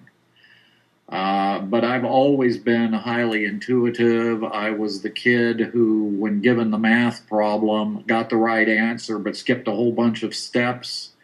My brain works by leaps, not by A, B, C, D. And, you know, you get me with somebody who works that way, and it's automatically stressful. So it's been kind of an unfolding. I went to a demonstration one time where I saw the effect of color on people's strength and mood. That and somebody curing me of a cold, which normally took weeks to go away, really got my attention, coming off the standard model of reality. And it's been, I liken it to a taffy pull, where you just keep pulling the taffy out to the point where it almost but not quite breaks, and then you wad it back together again and start the process. So it's been a gradual unfolding, but I've had the experience, and everybody's had it, I think, to one degree or another, of the phone rings and you know who it's going to be.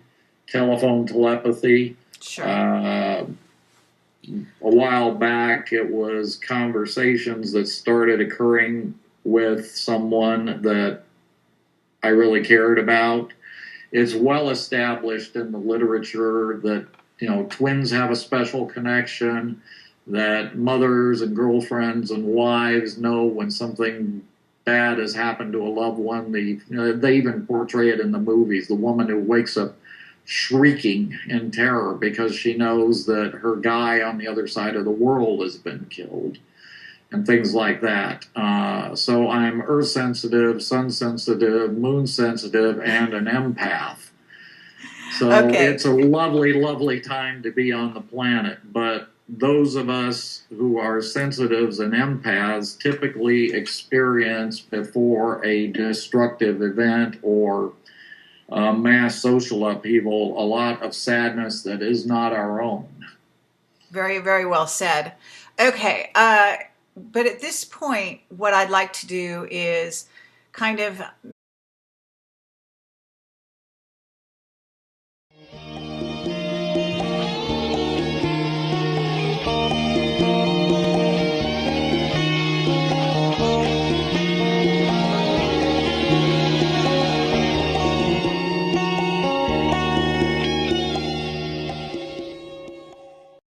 this is Carrie from Project Camelot, and we are here to do an interview, a live interview with John Kettler.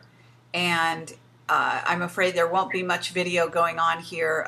My video is happening, but it's sporadic, and so that's the luck of the draw at the moment. Our site is down. The projectcamelot.tv site is down.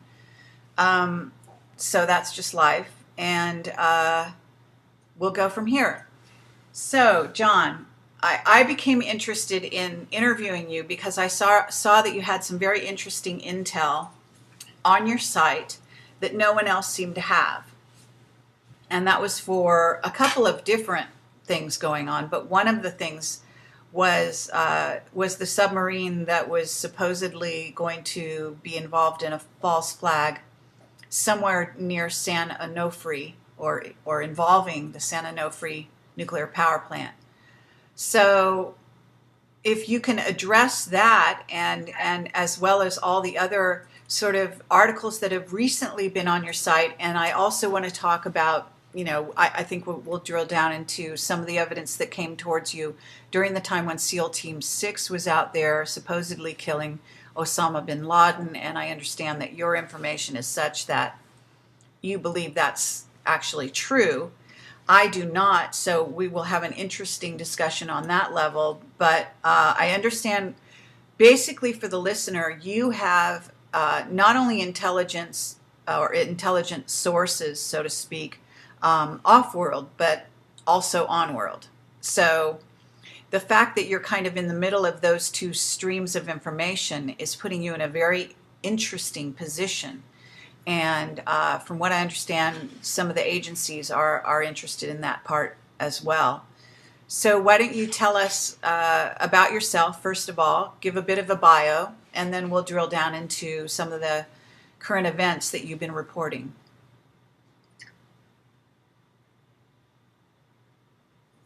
Okay, so if you're muted, I guess you have to remember to unmute yourself.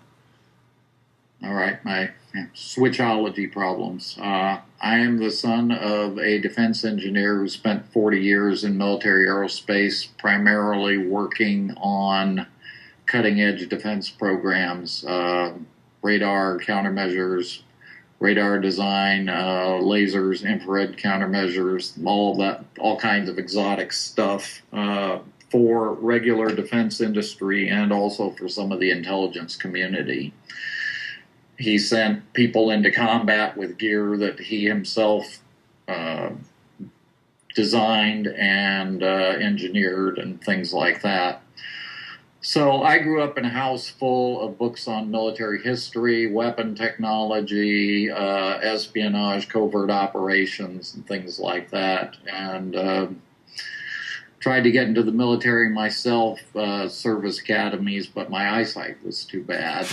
And so I wound up kind of getting into military aerospace through the back door. I'd worked for a financial printer, and one of the think tanks was one of the customers, and I knew exactly who to approach and whatnot, but I didn't have a college degree at the time. I had 3 years or so of college under my belt. And what I wound up with was, the guy had told me literally if I had a PE degree, I could have gotten in, but I didn't. And my father had me writing white papers. He worked for Hughes Aircraft Company at the time, and it was taking a lot of my time writing these white papers, which in turn were causing security flaps because I took information out of Aviation Week magazine and stuff that other people didn't realize was significant, and I did, and I said, okay, to keep this system alive on the battlefield, you need to worry about this particular problem. And so next thing you know, there's a security flap at Hughes, and I'm not even working for the outfit because they said, oh my God, this information shouldn't be out there, and it was published in Aviation Week.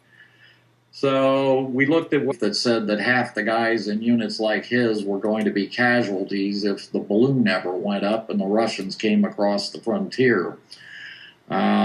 And I found out I was working with some people who were out-and-out warmongers, and I just couldn't stay in that environment. So I wound up leaving. I worked on a novel for a while when I was able to function at all. My health just imploded. And then I got involved with a group called the Empowerment Project. When they found out what my background was, the director, Barbara Trent, said to the co-producer, don't let him out of the office, and I wound up working on the Panama Deception, which was an expose on Operation Just Cause and the history of U.S. involvement in Panama and Central America. That film, I have primary research credit in that film. I took over after a guy named Jack Adriance died just as the film went into post-production. And I think that was where the government really began to seriously dislike me, because it viewed me as a traitor. I'd come out of the military-industrial complex and then turned around and used what I'd learned against the government. And in their view, I'm sure it's been downhill ever since. Very funny. Okay, well, let's see. I think that people will be interested to know whether or not you were, I don't know, exceptional in school at a young age. Were you, because I know some background about you, so I'm going to sort of ask questions that will go down that road. And so I'm just wondering, in terms, because you kind of jumped in at a certain point, was there any sort of proclivity at a young age? I was a star student in pretty much everything but mathematics. My parents emphasized academic performance, and there were severe consequences if it wasn't obtained. But when I was learning old math, they introduced new math with all this numerical theory and whatnot, and it really screwed me up on that front. They took me in for tests. It's like, math is another language. Why can't John get math? And I think what it had to do with is something called sequencing, and they broke my sequencing, and it has haunted me ever since. I had troubles in algebra, and the troubles I had in Algebra 1 were complicated by falling madly for a girl, so it was kind of like when she was there, I was distracted, and when she wasn't there, I was pining. So I didn't get the basis in place for Algebra 1, so Algebra 2 didn't work out, and I had to drop it. Okay, but this is not exactly what I'm aiming at. I mean, I'm kind of curious whether at a very young age you showed any sort of unusual characteristics. I would say the family view on that is yes. It would be summarized as John has always been different. Okay, but okay. So I know, for example, that you're an earth sensitive, correct? Yes, I am. Okay. And when did you find that out? I had suspicions beforehand, but I knew for sure on February 13th of 2001. I had had massive symptoms the day before and in the days preceding that day. I'd actually been in a combined Oriental doctor and regular MD's office, and I was massively symptomatic. I had horrible headaches, I had balance problems, the list was very long, I was in a lot of pain, I was just a basket case. Okay, and what happened on February 13th, 2001? On February 13th, 2001, there were two large earthquakes, or one would be considered, I think, a great quake. There was a 6.6 in, I never can remember whether it's San or El Salvador, which is ways of getting me on as a consultant, and that didn't fly, but he knew some of the guys in operations analysis out at Hughes Missile Systems Group, which is now part of Raytheon. And I went in on interview, and I knocked them dead. the background I indicated, plus my own studies and wargaming from age 12. So that's the background on that side. I went on to spend a total of a little over 11 years working for Hughes Aircraft Missile Systems Group, where I worked on practically every tactical missile program the country had, because Hughes built most of them. The Phoenix missile, the Maverick anti-tank missile, the TOW anti-tank missile, all that kind of stuff, lateral applications. My job was to prevent technological surprise. And I briefed the chief technical officer of the company from time to time, and there's actually a version of the TOW that's a result of one of those discussions.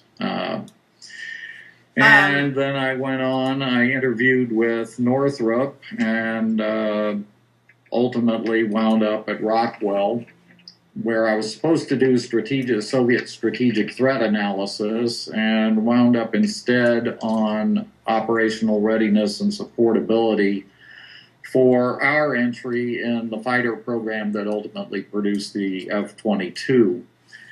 And my job was aircrew protection against things like laser and chemical and nuclear threats, and also other forms of directed energy weapons.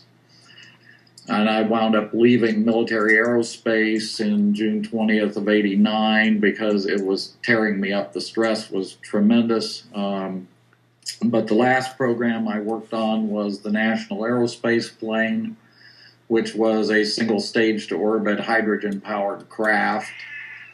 I worked on the military versions of that. That was a special access program, and I had all the, what we call the tickets for that, and was in the process of being cleared for top-secret sensitive compartmented information. So that's the overview of my military aerospace career. Okay, you were in the process of being vetted and in the process of being classified into a different category. And what happened at that point? Unmuted here. What happened was the company was gagging over the cost, in part, to get a top secret sensitive compartmented information clearance was a very expensive process. I think something of the order of 6 figures. And there were only going to be 2 people in my entire area cleared, the program manager and me. And so they ran into some snag. I don't know what it was, but it didn't ultimately happen. So the highest clearance that I ever held was secret, what they call no foreign, which is no foreign, WinIntel, warning, intelligence sources and methods involved, SINWITY, critical nuclear weapon design information, and some NATO tickets and a few other odds and ends. Those were my clearances. Okay, so at that point, what happened? Well, I got to the point where the job environment was so profoundly dysfunctional that it started tearing me up. Plus, there were environmental issues like sick building syndrome and sensitivity to fluorescent lighting and things like that, but also grossly dysfunctional project management that nearly led to a mutiny. It was that bad. And I started developing severe gastrointestinal issues that put me out of work. And every time I'd come back in, I'd get them again. And I wound up spending 4 months out on sick leave before I had to resign. Also, in that same time frame, what happened was my value system started to change. I was in the defense business. I had a brother sitting in a Bradley right on the border with East Germany, and a study in my safe